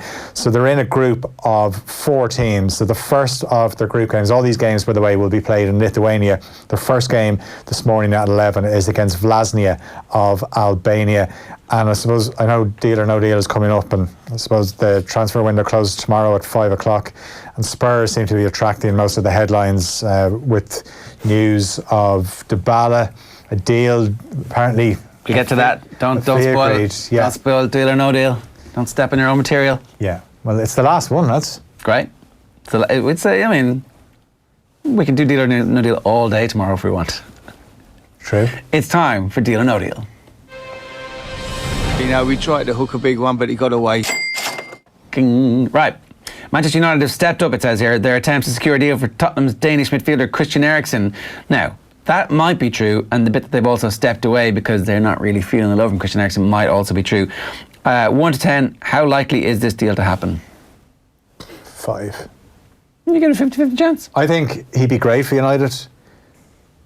Is there an issue that Eriksen thinks he's better than United? He obviously thinks he's better than Tottenham, and at the moment Tottenham are better than United. But I've never really got the whole Eriksen to Barcelona, Real Madrid. He's good, but he's not that good. I mean, he is the only person who seems to be pushing that agenda. Where does he play if Paul Pogba stays? 10, and they possibly proceed with this 4-2-3-1 that they played in pre-season. So Pogba left as the 3, something that people have been crying out for. We got it, and he hasn't actually been unbelievable in the left. We know Paul Pogba's best position yet.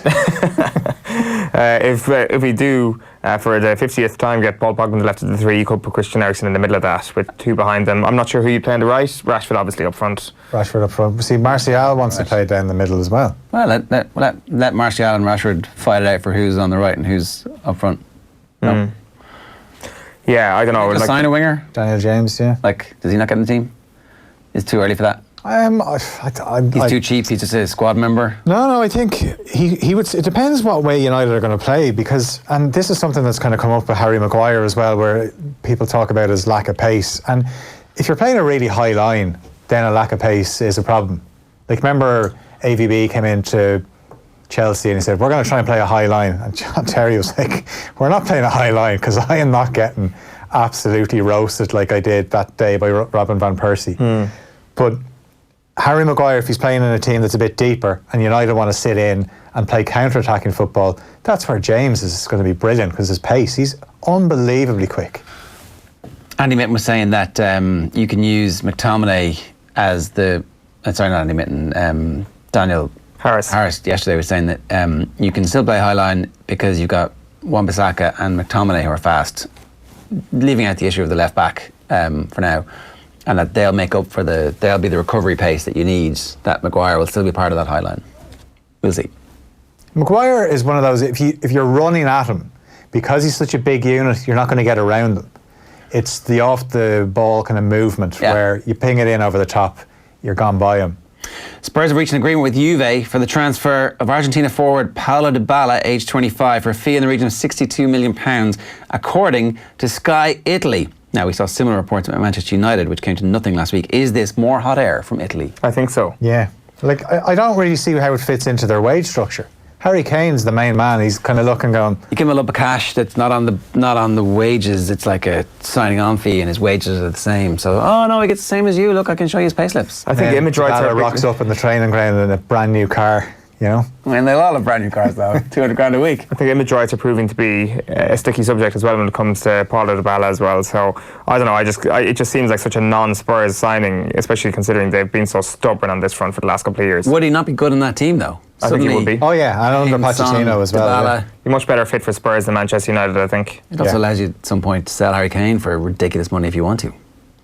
Yeah, it's true as well, but that's not going to happen until a year or two down the line when Real Madrid decide Luka Jovic is no good. Spurs also remain keen on signing Barcelona's 27-year-old Brazilian forward Philippe Coutinho, while Arsenal were never interested, says ESPN. Never! On a scale of 1 to 10, how likely is it that he moves to Spurs? Again, I'm going 5. I don't see it happening. I'm going to go a bit more confident than that, 6. But Eriksen to Manchester United, 7. I'm hopeful that 2 of these moves could happen. At least one of them will. I think Coutinho is going to go on the move, and I don't know, it just seems that Tottenham may actually have one hell of a shot here. It seems that they are the front runners to get him. I wonder what Liverpool would be thinking if they see Coutinho going to someone like Spurs, who, like, you kind of imagine it's going to be between City and Liverpool, and Spurs will be third. That's going to be your top 3. So if Coutinho goes to Spurs, he's making them a better team. Yeah. And I would be doing everything in my power to get him to Paris Saint-Germain, which seems like the ultimate perfect destination for Philippe Coutinho, especially if Neymar is going. It's obviously not like for like or anything like it, but it's a perfect scenario. It fits. They have the money. They'll be able to afford the wages. It's like relevant to all the rest of world football. Seamus Coleman could face some competition to start for Everton this season. Everton are reported to be close to a deal to bring French fullback Djibril Sidibe from Monaco to Goodison. Here's Kevin Kilban's take on that situation. Djibril Sidibe played in that brilliant Monaco side. It was Mendy left back, Sidibe right back. Yeah, okay. And is this deal done? An attacking fullback. Oh, they're talking about 15-20 million, I think, for it. That's the talk in the last 24 hours that I've heard. And again, you're picking that up from what you're hearing on Sky Sports News. But it looks as though they're trying to get the deal over the line, yeah. So it is a worry, yeah. You're paying that amount of money for a French international. I think he's got over 20 caps or around 20 caps for France. He's been a regular starter for France within their side, the quality that they've got throughout that side. So, yeah, it's a worry. It has to be a worry, yeah. Definitely. Is Kev right to be worried? And how crucial is it for Ireland that the Donegal man is playing first team football? It is crucial. Luckily, we have a backup right back. But it is a worry, and John Joe Kenny's gone. He's gone on loan to Schalke, which was fair play to him going to Germany. But Sidibe's very good, and Coleman, obviously, there was early in the year, kind of around January, he was taken out of the team. Now, I think people read a bit too much into it saying he was dropped. It was around the time of a very busy schedule, and he was just taken out of the team. I think Marco Silva rested him. But Spurs for years have been doing this where they'll have 4 full-backs and all of them will play a lot of football. Yeah. And so you'd hope that that's what's going to happen here, right? That, like, it's not a big game. It doesn't matter. It's not a big game to them. I'm going for Sidibe first. They both play half the games. It depends what system Marco Silva wants to play. You kind of flit it in and out. Sometimes you play 3 at the back. Generally 4 at the back, but both Sidibe and Coleman can play conventional right back and wing back. Apparently Everton have also bid 70 million for Zaha, according to the Mail, and that has been rejected. This Sidibe 15-20 million deal is exactly the type of deal that Everton should be doing, because it's an excellent established international player who, as soon as he gets to the Premier League, is going to flip it double or triple in price next year if he has a good season and City want to sign him or Spurs want to sign him or whoever, right? Yeah, absolutely. I know it's obviously not great news for Seamus Coleman, but I'm sure Seamus Coleman, like, I think he kind of proved a lot of people wrong towards the end of last season. He really upped his game, like, so he was back. Yeah. Adrian Barry is hoping that Sidibe comes to Everton ASAP. One line answer to this: Catalan outfit Sport report that Neymar has been offered to Manchester, Juventus and Real Madrid, but none of these moves are likely to happen. If he goes back to Barca in 12 months' time, will we be saying it was a good idea or a bad idea to go back? Bad idea. Bad idea. All right, 2 bad ideas for Neymar to Catalunya. Deal or no deal's done. To be sad now is a dream come true for me. Right. That's pretty much all we've got time for on today's show. The big announcement, of course, is that we're live from 7 a.m. tomorrow all the way until midnight tomorrow night. We'll be reacting to all of the Premier League stories and nuances and bring you live, uninterrupted coverage of the transfer window as the big deals unfold. A cast of all of your favourites, basically a cast of thousands talking football tomorrow, and it's also helping us to relaunch the football season. 2 big games coming your way on Sundays off the ball and News Talk as well. But for now, that's pretty much all we've got time for. I'll tell you what's coming up on OTB Sports Radio across the day. Golf Weekly, Ruby Wall sits down with Joe Malloy at 1. Johan Cruyff special with David Winner and Graham Hunter at 3. A brilliant Retro Saturday panel on dressing room speeches and mind games and sport.